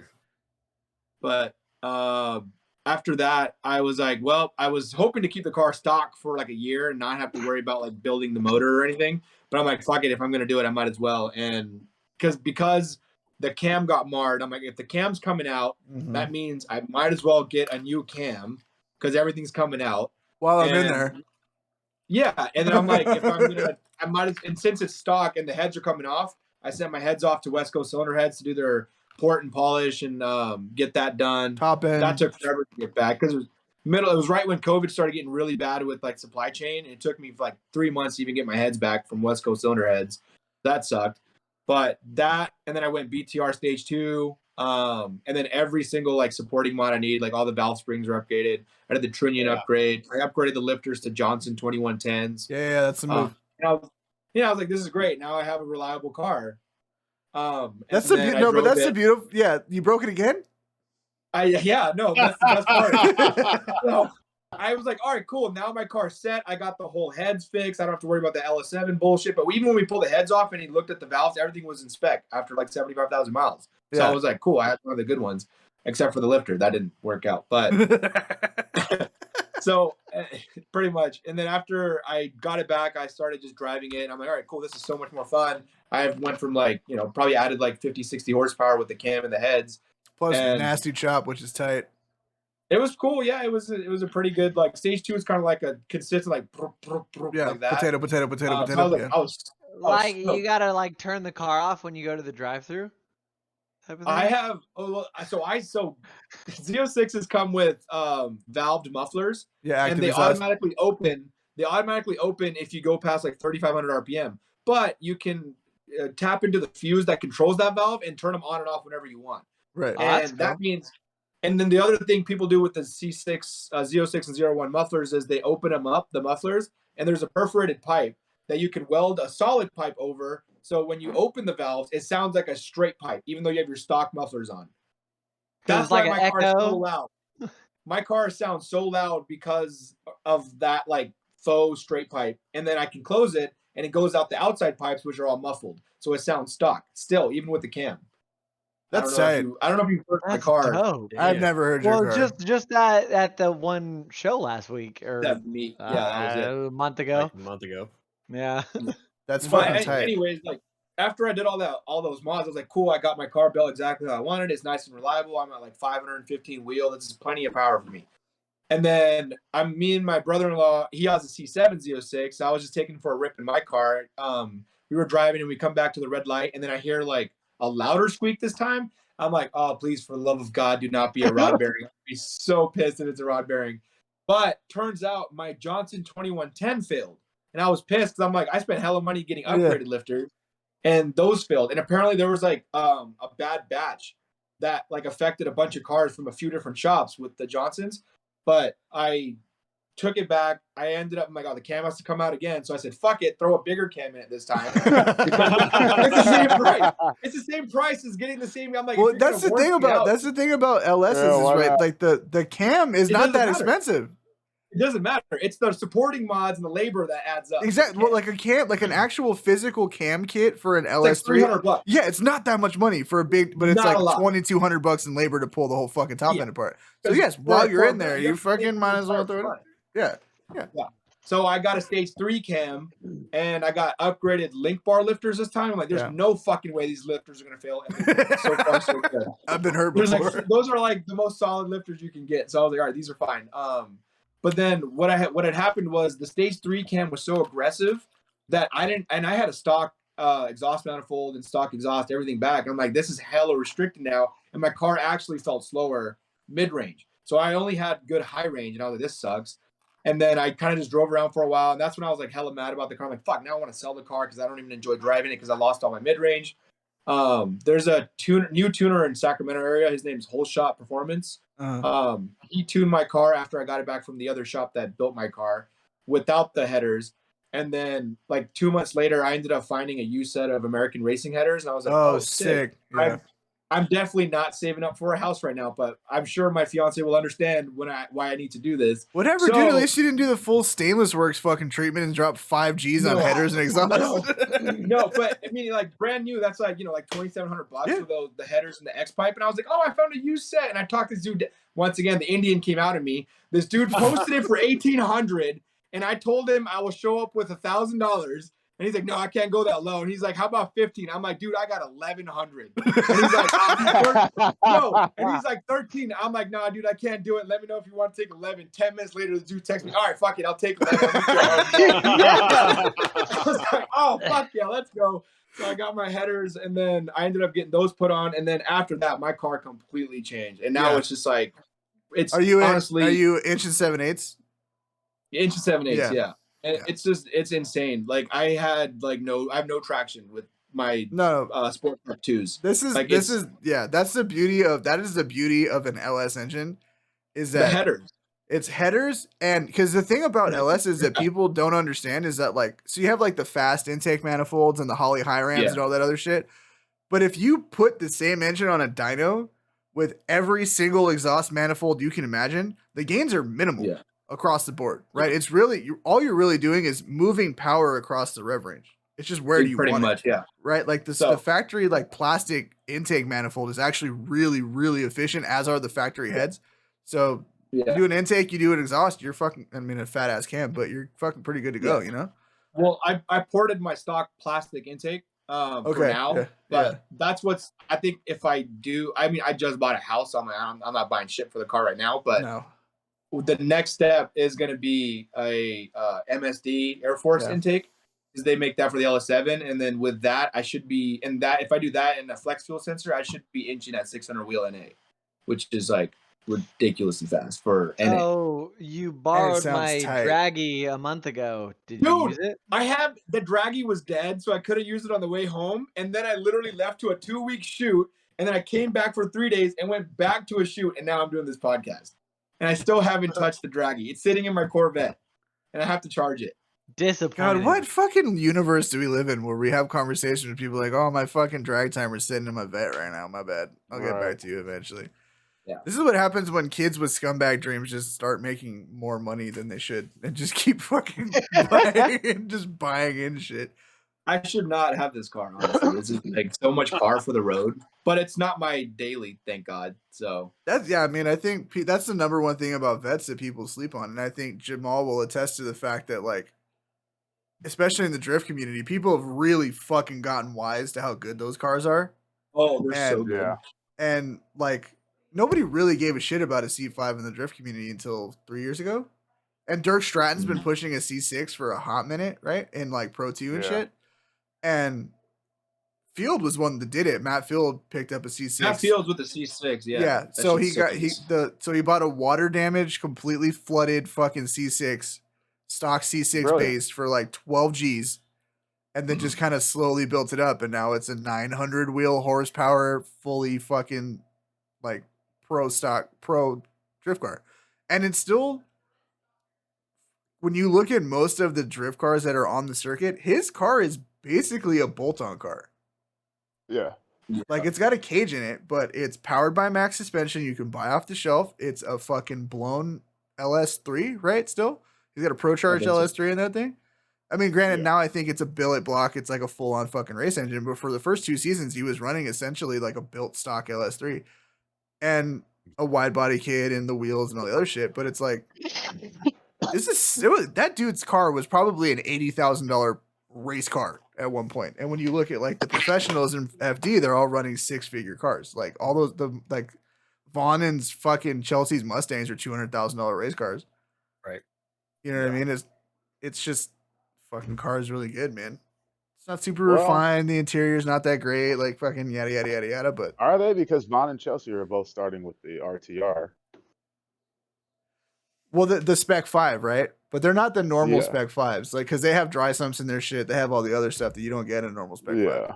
Right. So you're gonna, they're not gonna listen. They're not gonna just fucking sell you. They're not just gonna sell you their race car. No, for sure. They're pulling. I mean, the wheels are, and the body kits are. A lot of the interior shit is. The engine, I think, is exactly the same minus the dry sump and all the other shit. But where all the money goes is all of those dudes constantly tuning that chassis and like setting it up. Say JTP's car is more expensive. You think so? A Roush? I don't know, because he built that car himself, dude. He still uses a factory core support. This is how wild, like. Yeah, I forgot about that. This is the thing. This is the shit about like muscle cars these days, other than like Dodges, because those are still fat and nasty and heavy and shit. But like when you look at like Camaros and Vets and fucking Mustangs and shit, right. Justin Pollock runs a Mustang, an S550 Mustang in Formula Drift. And he built the car himself. It's a full spec cage. He's got it he's got this cage so well built that it's welded directly to the chassis. There are no gussets. The pipe is laying against the body of the car, and he just welded it to the car which takes a lot of skill and fabrication to get those bends that tight and all the way through the cage, right? There's no gussets in the car whatsoever. Damn. And he's running a factory plastic core support because he's like, what's the point of making my own bash bar when this part's $80? So if I fucking plug into something, I just fucking go replace it. So yeah, muscle cars have come a long way. And that's my love song to American Power, and I'm gonna move on with my life. I mean, it's funny because, like, I mean, you guys know how much I'm on Bring a Trailer, and like, Mustangs don't really get that much love on Bring a Trailer, but there was a Heritage Edition GT350R that just sold for like 150 grand. It's like the Shelby GT350Rs were 70 grand. Yeah. And they doubled in 3 years. Yeah, that's wild, dude. Yeah. It really is fucking wild when you think about like how far. I mean, I'll put it to you like this. So like I got to finalize the paperwork on Friday, but we bought Jess's car, right? Nice. Oh, the Outback? Yeah, we bought it out of really. Well, it's just I'm not trying to buy a new car right now. It's fucking ridiculous. And here's the crazy part. I owe like the buyout on that car. So it's got 42,000 miles on it. It's a 19 Outback, fully loaded, whatever. Tell me it's like 21 grand. It's 22.5. I could trade that car in for $29,000 right now. Jesus. Hey, that's what the Tiguan. That's like exactly what the Tiguan was. Dude, my loan to value is the loan to value on that lease buyout was so fucking juicy, dog. I was like, this is not a bad financial move. I could cash this bitch out for $7 grand at any point in time, whenever I want. Yep. Right. Like, why would I? And I just put tires on it. Like, why would I not just buy it? You know what I'm saying? Right. Like, yeah, gold. I just put tires on it. I mean, listen, there's nothing worse than putting tires on a car 2 months ago and then fucking selling it. You know what I'm saying? So, they don't give you any extra money for that. They don't give but they'll nail the fuck out of you for tires or shots. It needs tires. That's $1,500. Tires for brakes. You having an oil change in 3 months? Yeah. Come on. Fuck you, homie. Give me my money. Yeah, no, it's fucking it's wild, dude. Nice. So there was just no reason not to do it, but like that's why it's even crazier. This motherfucker bought a C06 for 24 G's, bro. And how deep are you in that car right now? Me? Yeah, how deep are you in that? Like, the other person here that owns a Z06. Like, what are you like 8-9 G's deep in that thing right now? No, more. The first build was over 10 grand. Really? Yeah. I did a lot of other like supporting mods. It wasn't just like the basic stuff. Like I even did like the new the new balancer. Like I don't even know. There's so much. No. Yeah, that stuff all matters, dude. That stuff does all matter. Yeah. I have like every single gasket, like every trunnion kit, the better push rods, better valve springs, everything. The headers, and then I came with the stock split 5-spoke chrome wheels. I upgraded. I found a set of C7 Grand Sport wheels, which I like a lot, so I got those. And then I have all new drilled and slotted rotors, new Hawk pads. And then the second time I had to take it back, I had to pay for like the upgraded parts I did with the new lifters and all that shit. But I'm probably in it like 16 grand. Still, so you're 40 grand in a car that now sells for 50 G's. Tight. I mean, it'll probably sell for like high 30s. It has like 85,000 miles on it. So even with. I think like 38, 39 is what I could get for it. No, he's right with that mileage because like there's a spot called it's like was it like Vet some shit out here? It's Fast Lane Auto Sales. No, it's in Texas. I live in Texas. No, it's Vet Warehouse or Vet Import some shit. Yeah, but they've got like 60 to 80,000 miles Z06s and even like fully. What's the top package for the Z06? Z71 or some shit like that for 3LZ. Thank you. There was one of those with 65,000 miles on it like a week ago, and they wanted 41 for it. What year was it? I don't remember. I'm gonna be honest with you. I know it had a TR6060, so it's definitely post 08.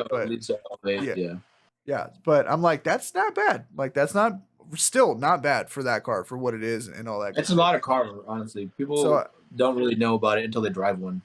So I have this video pulled up, and I think I have it set up to where it'll play the audio. I was kind of fucking with it on the side, so let me see if this works. Because this is a dyno video, right?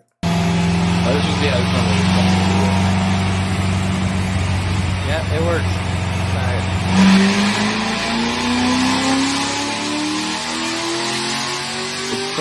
I actually step outside. I am incredibly erect. So what kind of wheels are those? Fuck. Let me send the idle video of it. Yeah, so this whole time I could have been playing audio when we were doing shit with the internet. But here we are. I've made it. Here we What, go. what kind of wheels are those? C7 Grand Sport.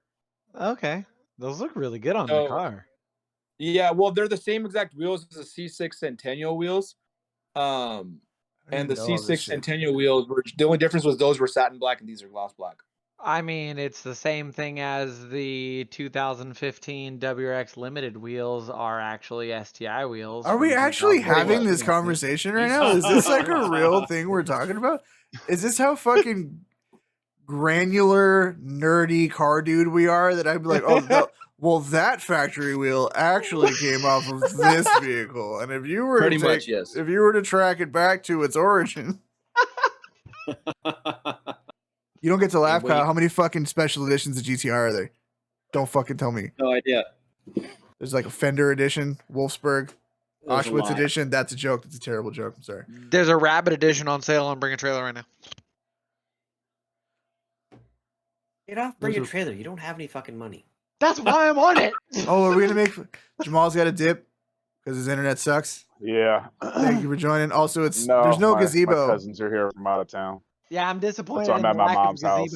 Yeah, dude, there's a serious lack of gazebo. I'll let my mom know. Good some mom. All right, brother. All right, you guys. Have a good one. 3, 2, 1. Like and subscribe. Look at him. Yeah. Look at him acting like he's got a real job. All right, so we got a. This is is this a chop video? We have a chop video going. This was like last week. Are you fucking serious? I don't think it's nice.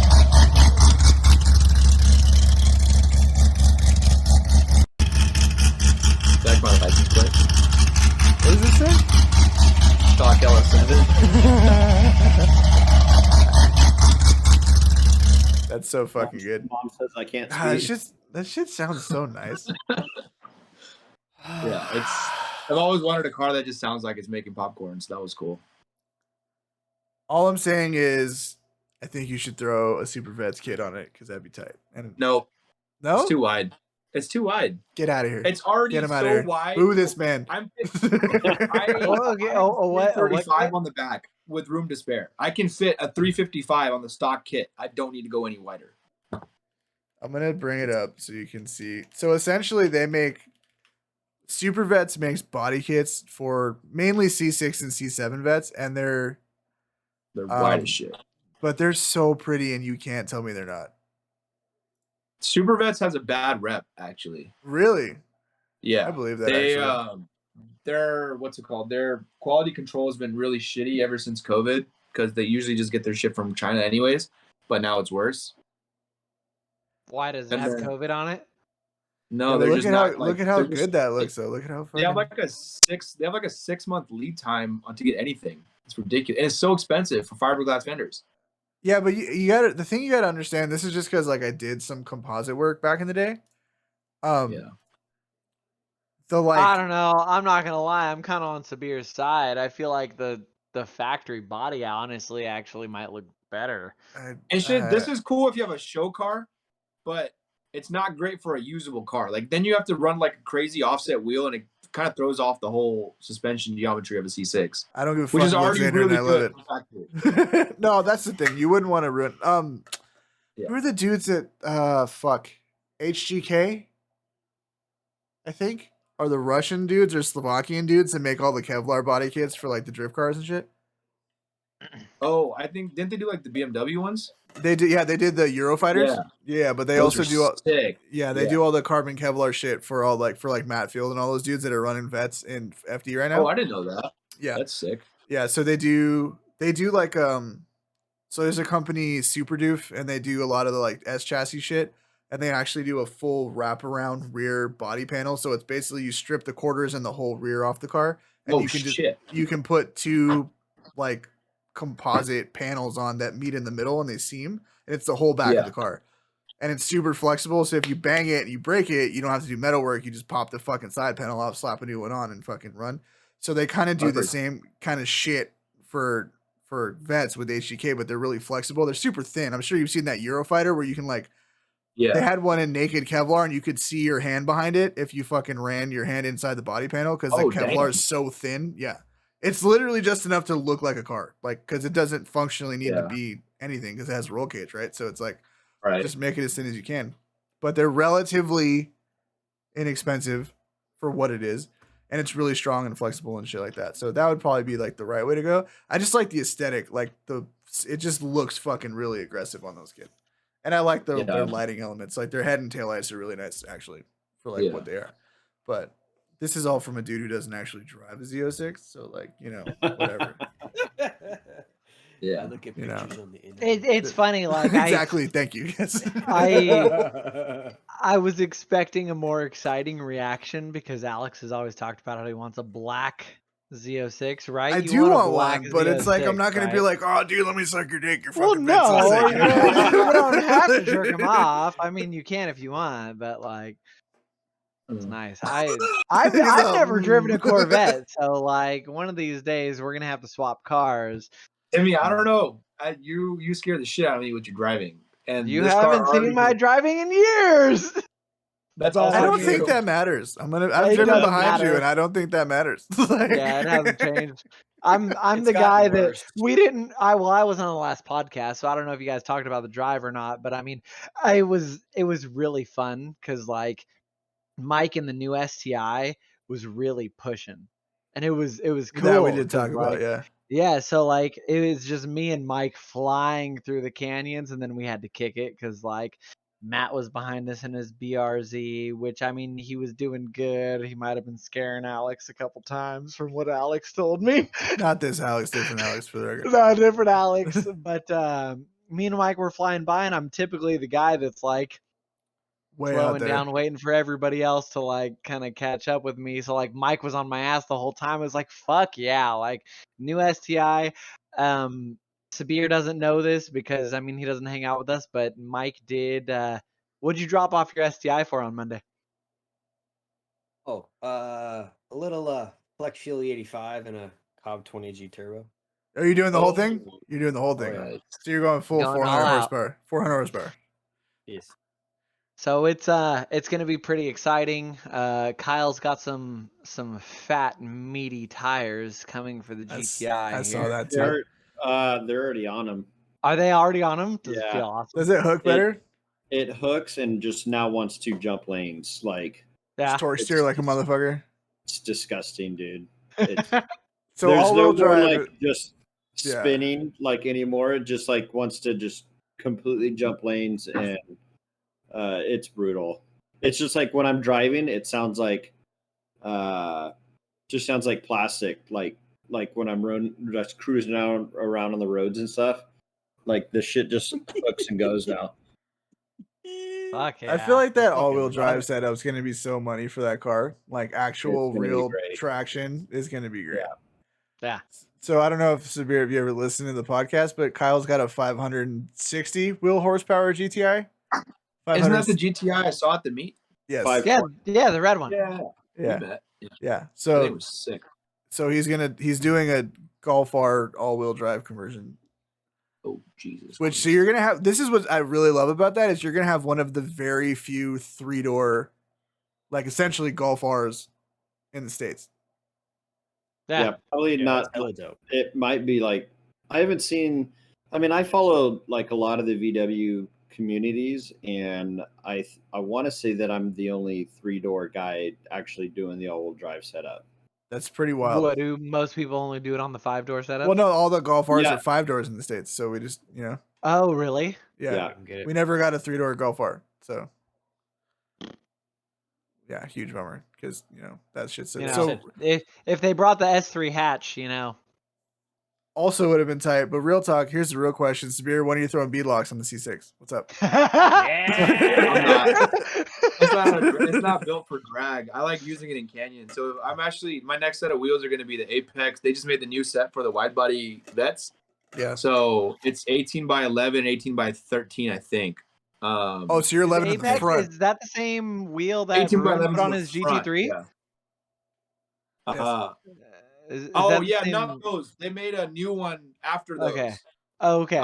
Same company yeah. though, to answer your question. Yeah, they are Apexes, yeah, but those are the ones I really want just because they look hella sick and I love the track look more than drag look. So I can't remember what fucking page I was looking at. Maybe it was 1320, but it was 1320, and they were talking because TX2K was this earlier this month, and some dude with a twin turbo LS3 S14 drift car rolled out there with full drag drift camber in the front and fucking beadlocks in the back, and was like running down the drag strip. Look, I gotta find it. This shit was sick as fuck, and like. You look at this dude's page and he's like, maybe I'll throw the drag setup on, maybe I'll throw the drift setup on the back, but it was fucking, it was pretty great. But anyway, I don't know. I was not a huge, I'm not a huge, drag guy, but I don't know. There's something about vets with drag setups, dude. I'm already, basic enough with, the heads cam setup. I don't want to do, the drag setup. I want to do the same thing, but with, a track wheel setup. No, I mean, listen, I'm all for cornering. I'm a huge proponent of cornering. I mean, do you have plans to actually take it out to the track? Are you gonna try this thing? Yeah, 100%. But when I have the wheels and tires. Yeah. Oh, I mean, I think it would do fine as it is. Oh, here it is. All right, check this shit out, dog.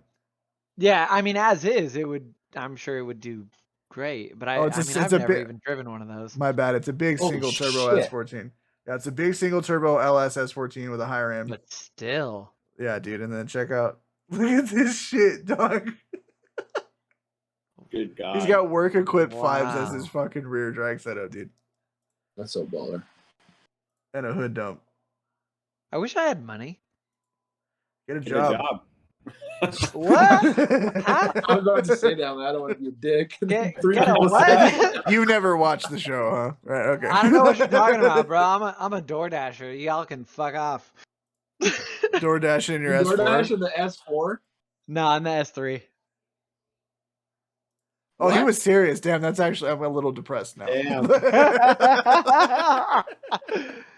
a little the S3. Says she's got the 4-cylinder turbo. You know, does she actually have an S3? I didn't know that. Yeah, I gotta save gas. I can't fucking drive the S4. You're out here fucking delivering people's shit in an S3? I am not kidding. I get that shit to people's houses 25 minutes before delivery time. Yeah, and they're just like, yeah, I'm not leaving you a tip. Go fuck yourself. I'm just waiting for the day where I get the bad comment that my food arrived too fast. Oh God. So on the status of STIs, because it's pretty much a given that I'm not getting rid of mine now that they're actually going to be worth something because they don't make them anymore, right? So I'm like, well, fuck it. Might as well clean it up and build it if I'm not getting rid of it. I'm a huge proponent in Grimspeed. Have been forever. They make great shit. They're made in America, whatever. Their intercoolers are tight. I have their full stage 2.5 shit on my car. Their turbos apparently are making a ton of power, so I'm probably going to go that route. But they came out with bypass valves. They debuted their set of bypass valves today. They didn't already have them? No, they did not have them. Actually, this is what they look like. Shit. Which is actually really bypass valve. Cobb makes their own. I didn't have Cobb. I know that. It wasn't Turbo Smart either. No, it was it might have been Turbo Smart. I don't know. Turbo Smart makes a ton. So it's a nice billet piece, right? Whatever. But what's the one thing that every Subaru dude wants more than anything? It's compressor surge noises, right? But what are they? They're terrible for your turbo, right? Because you don't release any pressure. Brother, let me show you something.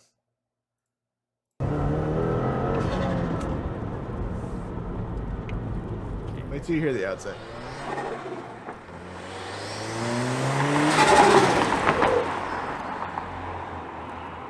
So happy.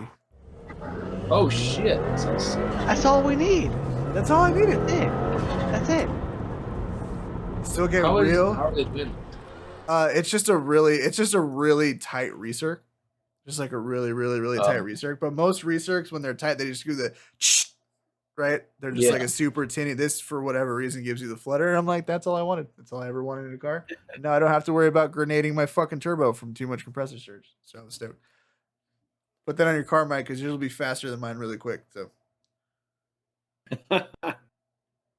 I'm no longer talking about it. I'm no longer the fastest, slowest car here. Yes. You will now be the fastest, slow car in the group. I'm excited. Like, I mean, that car was as quick as it was. Like Timmy said, in the canyons and stuff. Like, it's not. Again, it's not fast, but it's not slow. But to add that, that's going to be. It's just a really big momentum car, dude. Like STIs are just really, really, really big momentum cars. They're you got to throw so much money at them to make them pull on shit. But if it's in a canyon and it can get up to speed at like a decent rate, like you can stay fast. I mean, I think the biggest issue with Mike's car, like we were talking about, is you're constantly, aren't you shifting between second and third all the time? They're very short gears. Yeah. I'm literally in third gear or in second gear the whole time. So it's like if you have that extra bit of power, you're not gonna need to shift as much. You want you want a little more low end to stay in third, right? Because that's the thing is like first and second are really short, and then third is noticeably longer. With the new 19 and up tune and everything. Yes. Yeah. Well, yeah, mine too. They made first and second shorter, which like made it quicker, but at the same time, you still have to do 2 shifts to get to 60. Yeah. So like it pulls out quick, but like you're gonna lose in that kind. Like if you were coming from a dig, you're gonna lose a lot of shit in having to make all those shifts just to get to 60 mile an hour, right? So yeah, if you could stay in third in a canyon and just fucking kind of ride the gear, that would be optimal. Well, although when Tim and I were out in the canyon, I mean that stretch of road that we were doing. Were you doing stubs again, or were you doing something else? No, we went out to Lake Berryessa. Oh, okay. I've never been out there. Dude, it was great. Sabir, you're fucking high. When you say you leave at 6:30 in the morning, you're doing some kind of weed that I've never done before. We used to leave. This is in summertime when the sun's up at like 6. So we had to get there before there was like other people out there fucking hiking and shit. Yeah, that's a good point. I mean, we left West Sac at 8:50. Yeah, I mean, we always ran into other groups though. I hated it. Like I would like be almost done with mine, and on the way back, I would see like other groups with like 10 cars coming up. Yeah, we stopped for a little while and saw a couple groups. That's how Malibu was back in the day. Like we used to have to get out to Malibu Canyon like before the sun came up to actually like get a decent run in, because everybody. I mean, one, it's beautiful as fuck through that canyon. It's like one of the prettiest drives I've ever been on. But it's a great road, and it's well maintained because it's Malibu. So money, exactly. right? Money. So we'd go up super early, and to your point on the cruise back, the other way it's 911 GT3, McLaren, Ferrari, Lamborghini, blah blah blah, right? All this other shit. Like I don't want to be driving on a road with those guys, because if I hit one of those motherfuckers, I'm never getting out of jail. You know what I'm saying? Like, because my kids will be broke from fucking hitting that motherfucker, dude. Like, and I mean, knowing me, they're not going as fast as me, so I'm like impatient. Well, the thing that scares me about running with a group of like those guys is you can afford it, but can you really drive it? Yeah, those cars will let you think you can drive that car up into a point, and then it will snap at you. And it's like, I know some guys that will say they go for canyon runs with their Porsches, and I'm like, I wouldn't follow you. No, hell no, no, not at all.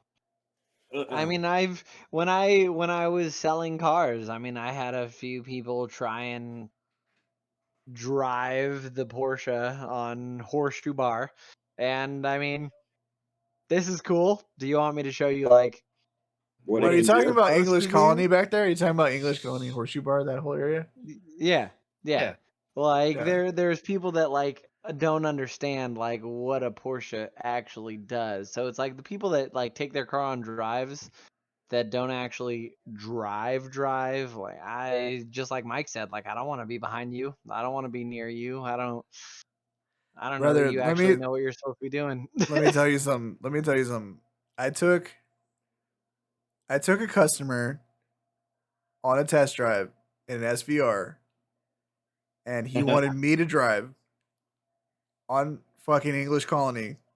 And, we drove those things all the time. And they're not slow. Like SVR is They're 6,000 pounds, but that No, they're fucker's not. quick. You know what I'm saying? It's What is I it, wouldn't call it a 550 Turbo horsepower? S or turbo, but it's not far from a fucking Cayenne turbo. No, Yeah. it's fast as fuck. So Is that the supercharged V8?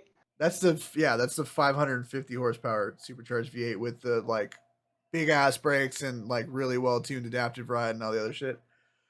And the thing people don't know about those cars is like they handle like cars, even though they're fucking huge. Like if you like start pushing them through in an SVR, or even a supercharged, honestly, like a supercharged sport, like they handle really fucking well for what they are. Because we've got the big ass brakes to match and all that shit. And I swear to God, this lady's purse was like sliding around in the back seat as I'm going around corners and shit. And the wife's fucking screaming and the husband's laughing his fucking ass off because it's right, just big supercharged whine and all this other shit. And I'm fun. The car's like, you know, it still leans and whatever, but when you take them on that off road track in the back and you're like on a 32-degree cambered turn. You know how far the car will tip before it'll fucking roll into oncoming traffic. So, you know. That's gone now, homie. Sorry. I know, it's fucking bullshit. Like, that's. You know how many cars I sold on the back of that stupid test drive? Like, hey, I'm going to scare your whole fucking family, and then you're going to give me $100,000. Like, Yep. But yeah, dude, that road was fun. English Colony was a fun road. The only sketchy part was that overpass where it's like one lane going both ways. Yeah. I let a Russian dude drive supercharged full size, and he almost killed us one time. So it was cool. He was doing like 70 miles an hour through that fucking shit, and a car was coming the other way. I was like, tight, dude. I want to go home today, sir. I'd like to go home. So, Sabir, if you had anything to tell anyone about going from, because you essentially went from like a 200 horsepower car to like damn near a 600 horsepower car.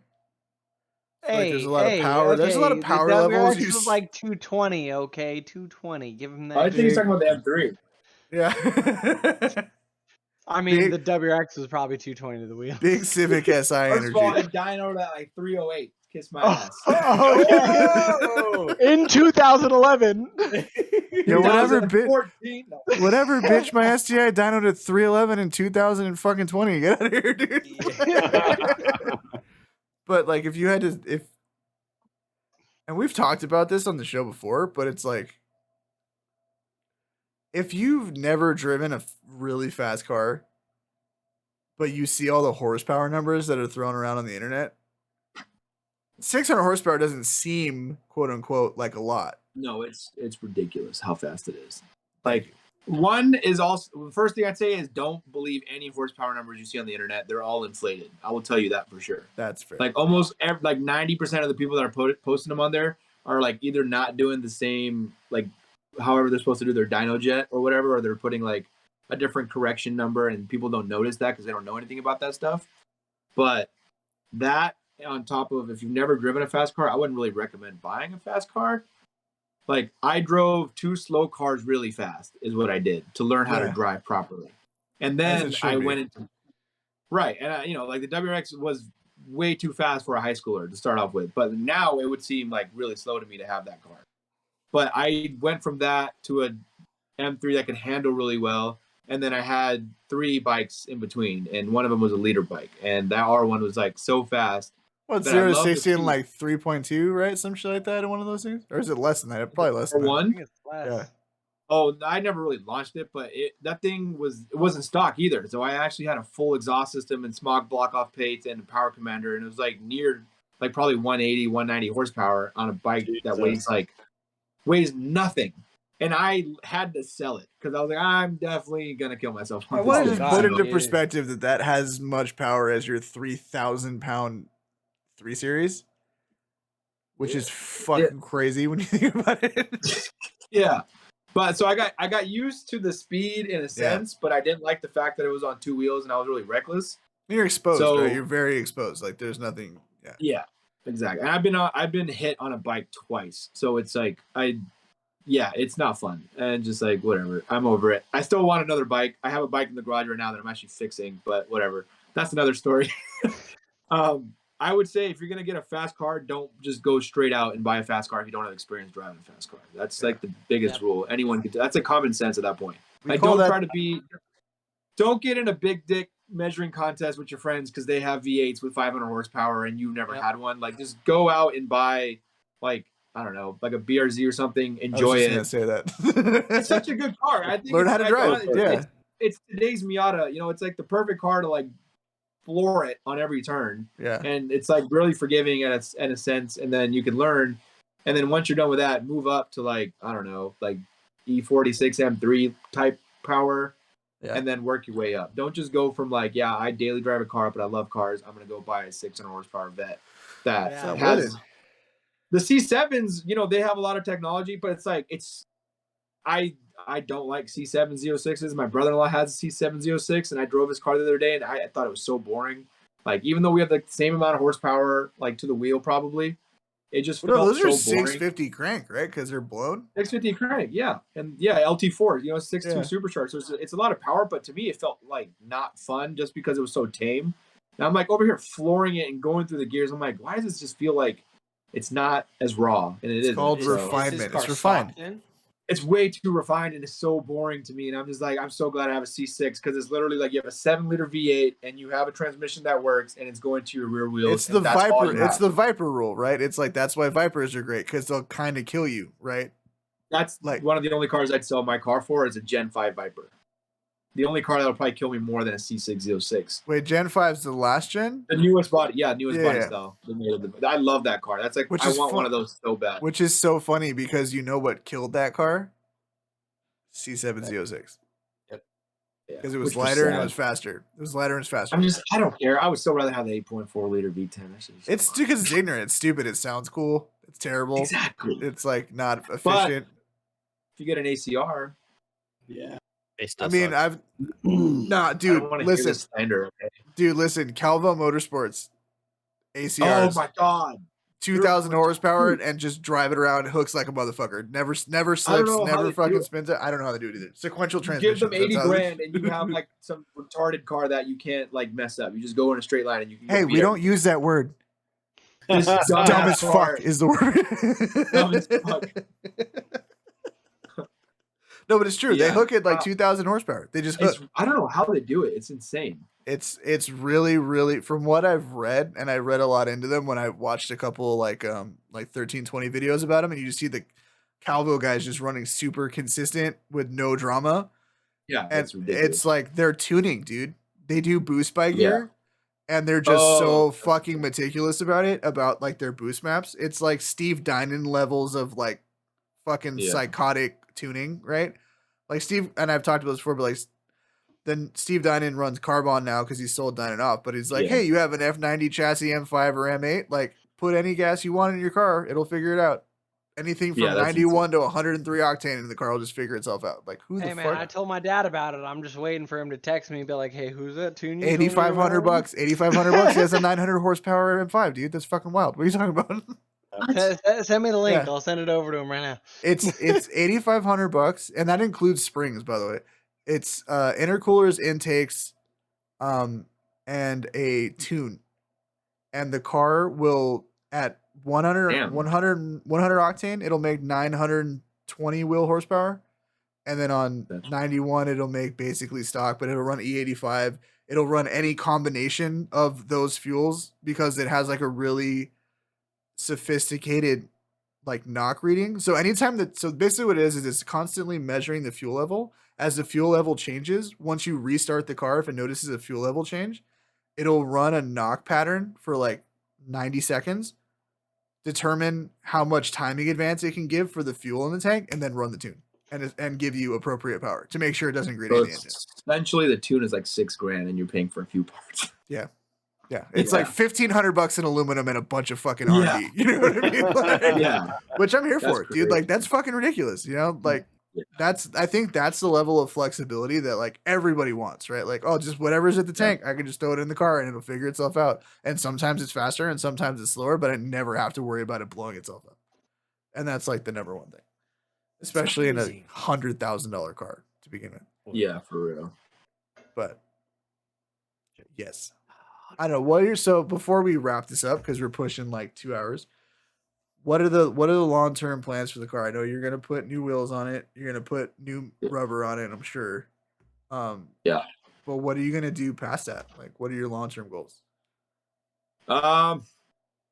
Power wise, I think all I want to do, like I said, was the intake manifold and the flex fuel sensor. Get close to that 600 if I ever. And that's probably the max I'll go. Stock bottom end can handle it, so it's like I'm comfortable with it.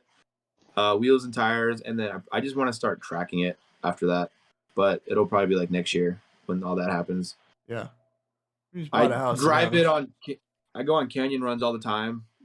Not this year yet. I haven't had time. I've just been so busy with work, but I think like coming up now that I'm like slowly moving into my new house, I'll be able to have a lot more free time, just do whatever I want. I mean, that's the virtue of like a really well sorted canyon car, right? Like, yeah, it's not too fast to where you don't want to drive it. Like, you can still take it out and just drive it to work one day if you want to, because it's not absolutely fucking miserable, you know? Yeah. No, my tuner did such a good job that I literally drive it like it's stock. Like I don't have to worry about like revving the shit out of it at red lights just to get going, and it's just like driving normal. And I have a stock clutch on the car and it's handling it, which is crazy. Holy shit! Apparently, everyone like it's like, oh, you better do a clutch. And I'm over here like I've seen people with stock clutches at like 600 a wheel, and I'm only at like 530, 540 to the wheel. So it's like I don't know, I'm good. It's fine. Those cars are they're very well sorted. They're not the most refined vehicles on the planet. Like, you sat in the interior, you know, yeah. It like, it's a lot of plastic, you know, yeah. But like, chassis dynamics wise, balance wise, no, it's so nice. Yeah, it's fun. Yeah, I mean, I didn't pay for luxury on that car. I paid for the performance. So it's like I knew what I was getting into. I didn't care for the C7 interior, even though how much nicer it is than the C6. I just like the C6 and how basic it is. It's just a car with transmission and engine and rear wheels. That's it. It's also my favorite looking vet, if I'm being honest. Same. Yeah. I think it aged the best out of any of the vets. So it's gonna like the C7. I already feel like they went so modern with it when it came out in 2014 that it's already getting outdated because modern looks change so often. Yeah. The C6 was just like a good car that just decided to keep looking good and curvy. So I think the C5s are going to, over time, be in that same status of like FDRX7s and like G body 911s, and like, because it's just that like really timeless body shape. They've got a really sleek, like the pop-up headlights and the wraparound rear glass and like all that types of shit. Right. That's those design up for one. You don't get wraparound rear glass in anything but a fucking Targa anymore, right? Yeah. So those kind of elements will keep those two generations. I think long term C5, C6 are going to be like super sought after, and obviously C8s because it's a fucking Ferrari for like a third of the price. The C8 Z06 is like I would love to have one of those cars. I don't even care that it's only automatic. I'm just like I would love a C8 Z06. Yep. You guys heard that fucking thing? It sounds like a 458. It's ridiculous. Yeah. We had a red one come into work the other day. It was red with, and it looked. It was Ferrari color.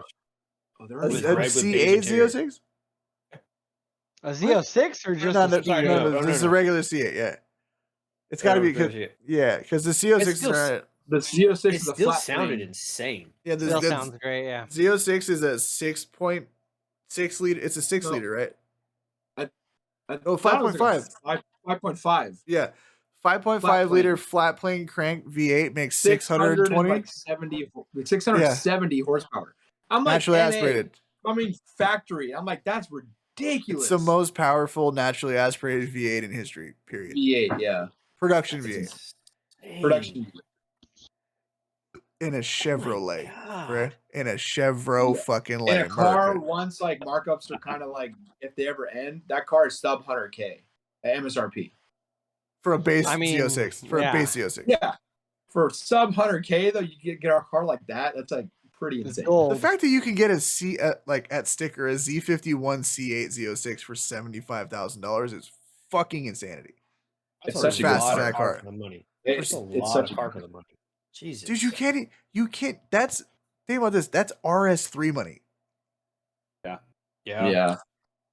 I would much rather have a mid-engine supercar for 75 G's than a fucking RS3. Like, if I'm being honest. And when you consider, to your point, that you could like even at $105,000, a Z06 is the best performance bargain proposition known to man. For sure. Well, that's what they've always been. The Corvettes have always been competing with these cars. Now it's just to the point where it's like really competing with these cars. Well, you look like at the C6 came out with 500 horsepower in 2006, and it was insane to see That's that on a fucking car that wild. was like Yeah, 50, I 60 didn't. grand. Like, I'm trying to think of like what other cars.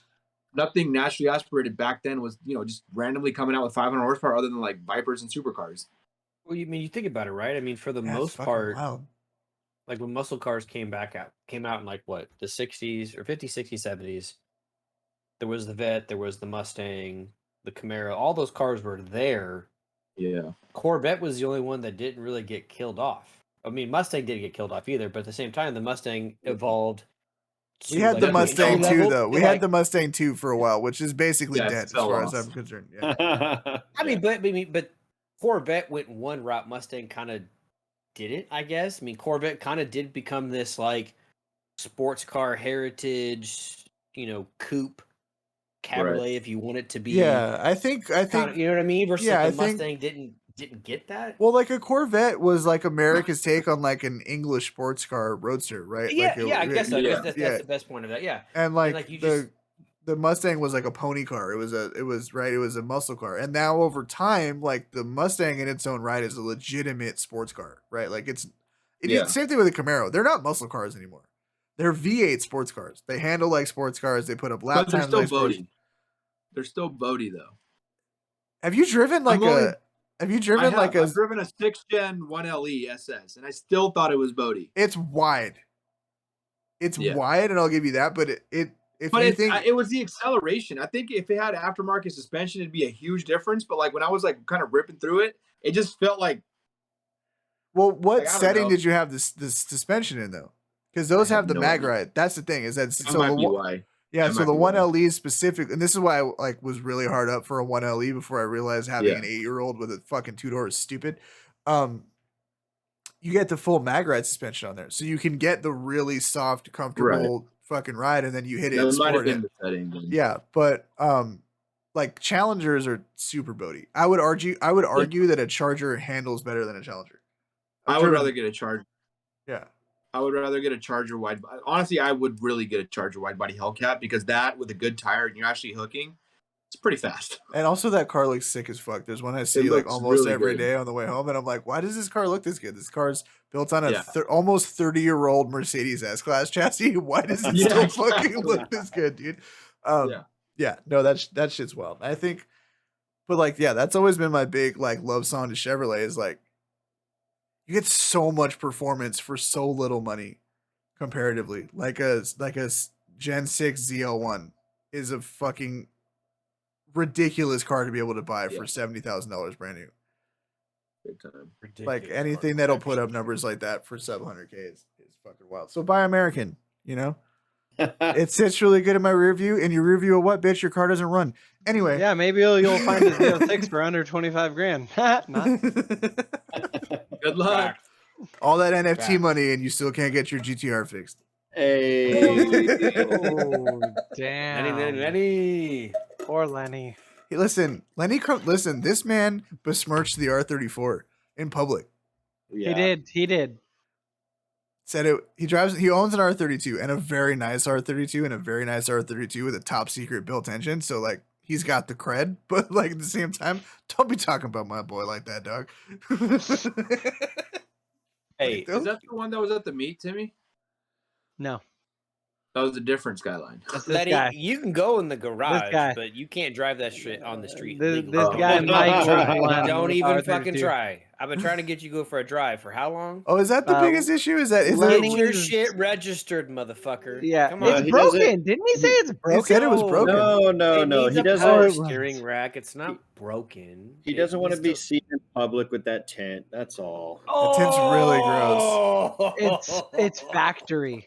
He's got that mid 90s Nissan Altima purple bubbly tint going on. Purple bubbly. Yep. Oh yeah. Yeah. I thought it was a custom design. Love every bit of it.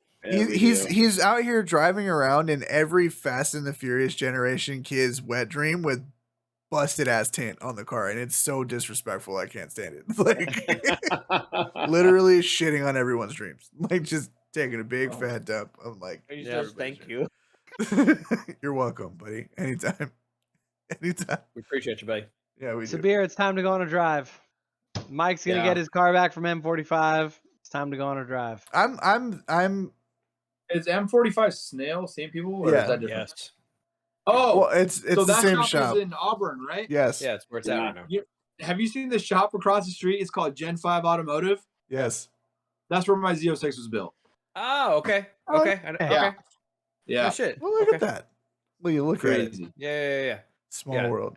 I'm Cool, man. hopefully.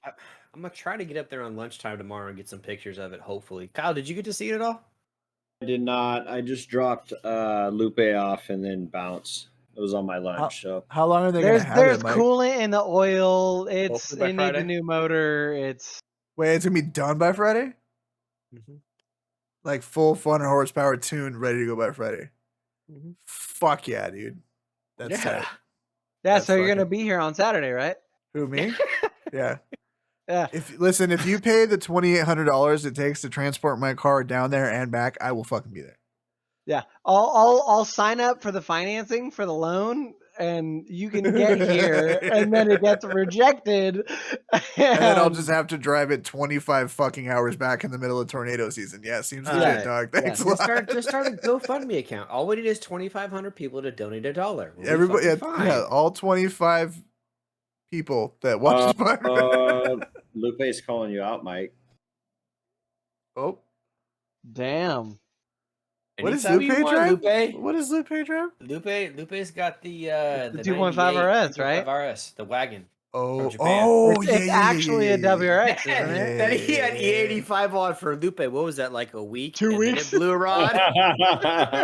Good old EJs, baby. Just the best. But Aren't no, they just the best?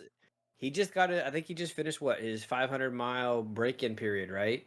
Yeah. He's got a fresh block. I think he has the Cobb 20G. He's got the E85 flex fuel in that car, and that car's gonna be quick as. I'm really concerned about trying to do flex fuel now that Cobb discontinued the kit. I'm 90% sure that Kraken has a stockpile of that shit because they do so much of it. And I'm sure somebody will fill the void. There's been nobody that needed to do flex fuel for Subarus because Cobb had it locked down, right? There was like no money in it to try and like develop that shit. I think now, like I give it 18 months before Grimspeed has a flex fuel kit for fucking.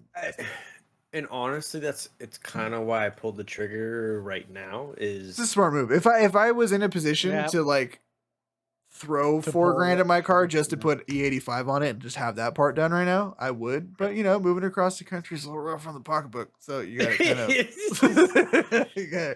kind of buy some shit out. I'm super excited. Like that car's. That's all I ever wanted. You go back to the very freaking first podcast that we ever did, and that was the goal: was get 400. And this car is gonna get that. It's gonna have 400. And you'll have headroom. I mean, you'll at that point. Yeah, what size injectors are you putting on? 1050s. Actually, Travis probably talked to you in 1500s, huh? I think it's 1300s. Yeah. 13, okay, so the injector dynamics ones. So you've got and he's gonna put a bigger pump in it. Is he making you do the radiator and all the other shit too, or no? Oh yeah, no, it's yeah. So yeah. So he's doing the whole net. So you're doing front mount or top mount? Top mount. Top mount. Cobbs or Grimspeeds? Cobb. Okay. You can't get a Grimspeed right now. You can't get a top mount Grimspeed right now. They're back ordered. Oh, that's true. You can get turbos. Cool, because my whole point is when you pop the hood, I don't want it to look fucking crazy. Oh my god, the car's modded kind of shit. Like, sorry, Lenny. Like I Not would out want there. I would like a black one, like, and they don't have one for any time soon. I called Grimspeed, talked to him, dude. It's like 4 months away. I'm like, yeah. See, out here in the free world, I'm thinking I might as well throw a rotated turbo at this motherfucker because it doesn't matter. We don't have a visual inspection, right? This is smogging in Texas. Yep, all the monitors are on. Have fun. That's it. That's all I give a fuck about. Yeah. Everything's still running perfect. And your lights work. No, so here's the fucked up part. Is I have aftermarket taillights and they're smoked. They're dark as fuck. So I have to switch them out every year to go get it safety inspected so I can re-register it, and then I put the other ones back on. At least that's easier than swapping a motor in. That's true. Letty says, imagine throwing $4,000 at the GTR. New tires, bushings, and it's gone. That's true. Yeah. It's fat. Everything's relative, man. I was talking to Elvis of Stance Nation a couple weeks ago, and he actually gets a decent deal on tires, believe it or not, on fucking Amazon. I believe that. His tires? tires that he gets that are like a 275. It's a 275 free 35 by 18. I know he should. He gets a full set for $1,200. That's really not bad. I thought he just gets them for free. Honestly, I thought he was sponsored. Yeah, right. I would love a sponsor, but I mean, I feel like the thing about here's the thing though. It's like you look at like Mark Arsenal from Illust, right? And like Fatlet, right? And you look at like even Stand Station, those guys that were like top of the fucking top like 5-7 years ago. We really fucks with that shit anymore. Right? Like the stance thing has kind of fallen out of favor. Things have come a lot more back to like performance shit. It's not in the States. If you go overseas, well, for sure. Yeah. He's massive. But here in the States, it's all kind of gone away. Yeah, I mean the hella flush thing has kind of fallen out of favor. The crazy camber shit is not as, or unless I've just finally purged my algorithm of all that fucking nonsense. Like I don't see a ton of like super cambered stance out cars anymore. Which I'm here for because ruining vehicles. But so it's not surprising to me anyway that he's buying his tires on Amazon. But I mean I bought tires for my SS on Amazon and I was getting 285s rears for like $500 a pair. That's cheap as fuck. 285 20R35. So that's fucking big ass tires for like $500-600 a rear. So a rear set rather. So must be nice. Well, listen, you got to have 3 fucking 47s on the back of your fucking car, dog. Like, dude, they're like 600 tire. Yeah. Your tire size is supercar level size. Like it's honestly stupid as shit. I mean, that's a 335 it's a fucking tire to actually go straight. Yeah, it's like 335 is like that, right? Yeah. Yeah, it's 335, 25 20s in the back. And I'm just like, 25? I need to go to 18s. Yeah, well, they're 20s. So if I went any bigger, they'd be too tall. They'd be like 28. I'm finding fewer and fewer reasons why you shouldn't throw beadlocks on the back of the vet. Well, if I do 18s all around, it's a lot cheaper. Yeah, but I mean, think about how big a 28-inch tire is and how much meat you have there and how long it will last or something. I don't know. Obviously, I want to stay at 26-inch tall, though. 28-inch, and I'm going to be losing power, I think. Like just from gearing? Too tall of a tire for my power level. Like, if I had, like, 700, I'd go 28. But yeah, I guess that's... I'm trying... I'm not smart enough to do this. I have 20s and I need something smaller, so I'm like in a different conversation. I'm with Mike. Hey, Mike, you like the 19s that are on your car, or whatever you got? 18s all day, baby. 18 for all my cars. I want 18s that's what I all want. Around. That's what, same. I want 18s on my STI because driving in Texas GTR on 19s. 18s, the STI has 18s. Dude, 19s are fucking bullshit, dog. Anything 20s lower are bullshit. Dude, anything lower than like a 40 series tire is fucking garbage. You know what I'm saying? Like you have no sidewall. Everything hurts. Everything feels like the wheels are going to break in half. I fucking hate it. I don't know how you deal with a 25 series tire. That's got to feel. Dude, I don't know how you drive your fucking with your stock wheels and tires on that shit. I hated the fucking tires that were on that goddamn car. I don't have stock tires on it. Oh, it's right. You have them. I have PS4s on it. PS4s. That's right. Yeah. No, I put good tires. Yokohamas. Oh my god. Oh, so. Did you feel the knife edge in the front? Did you? Yes. Now, do you understand? So I want you to think back to the very first drive we ever went on. You're like, oh, we're gonna go to Mosquito Ridge. I'm like, this bitch feels like it has no traction in the front, dude. And you can feel it fold, right? Like when you turn, and you can feel that edge, and there's grip past it, but it doesn't feel like there's any grip over there. Not in the not in the steering wheel. It just feels like it's just like it's gonna let go whenever I want, and it's like zero confidence in the car because listen, you put PS4s on it, completely different car. Yeah, Yokohama's trash. Advans are garbage. Get them the fuck out of here. Don't put them on Sabir, Lenny wants to know what the vet does in a quarter mile, so you better get your ass on that draggy and figure it out. I'm gonna assume low 11s. That's with a tire and a better driver, high 10s. Okay, that's. I like that. I like the honesty there. I really appreciate. I'm not gonna say I have a 10-second car if I don't have it with my fucking 20s on the back. It's not happening. I will. Well, let's find out. I think I want to know the 60 foot. I want to know the 60 foot more than anything on a stock setup with that kind of power. I'm more of a like I'm more of a 60 to 130 guy. Yeah, I Wow, feel did you that. say a 2.2? That's ruthless as fuck. 60 foot's like a Grand Caravan. Is Weird. I wanna run it. I want to run it. We'll do a 60-130. With an all-wheel drive, like 600 horsepower He's car. not it's still all-wheel front drive wheel yet. drive. It's still Yeah. front wheel drive. Oh, I will. I'm like 520 wheel right now, front wheel drive. What does your car weigh? It doesn't matter. It doesn't matter. 2,700, right? Stock is like 29 something, but I have so you're already lighter. He has no back seat though. I have no back seats, no So spare tire. my stock is like 3,100, but I probably have like 80 extra pounds in it with audio equipment.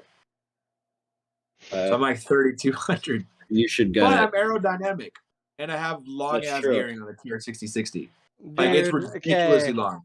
Racing with Kyle, it's like Kyle's on the freeway, like flooring it, and it's just like Not anymore, baby. No, I'll just put it in the side of your car. I'm just gonna be 2 lanes over on the other side, though. There you go. That's the right way. Does she pull left or right? I feel like it's left. Yeah, I'll just be on the other side. Yeah, All right, I'll be just on be your on the right. There you go. Yeah. Yeah, exactly. Yeah. It's all manageable though. It's like it wants to, but I mean, you just hold the steering wheel and it stays kind of straight. I did a little pull with Lupe today. He liked it. He was all giggly.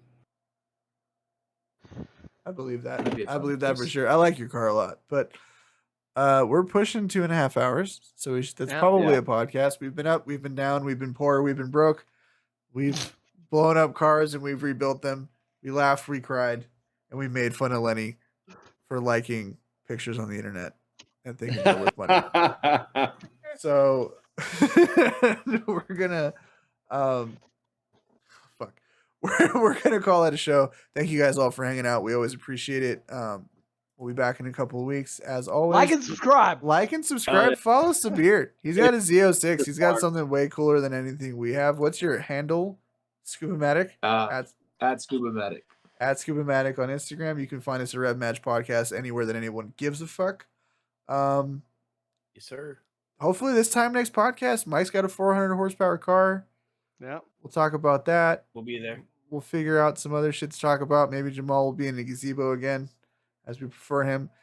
In the meantime, drive safe, guys. Be safe. Shit's fucking crazy out there. Nobody likes it. We're not fans, but we do what we got to do. And we will catch you on the next one. Peace out. Yeah.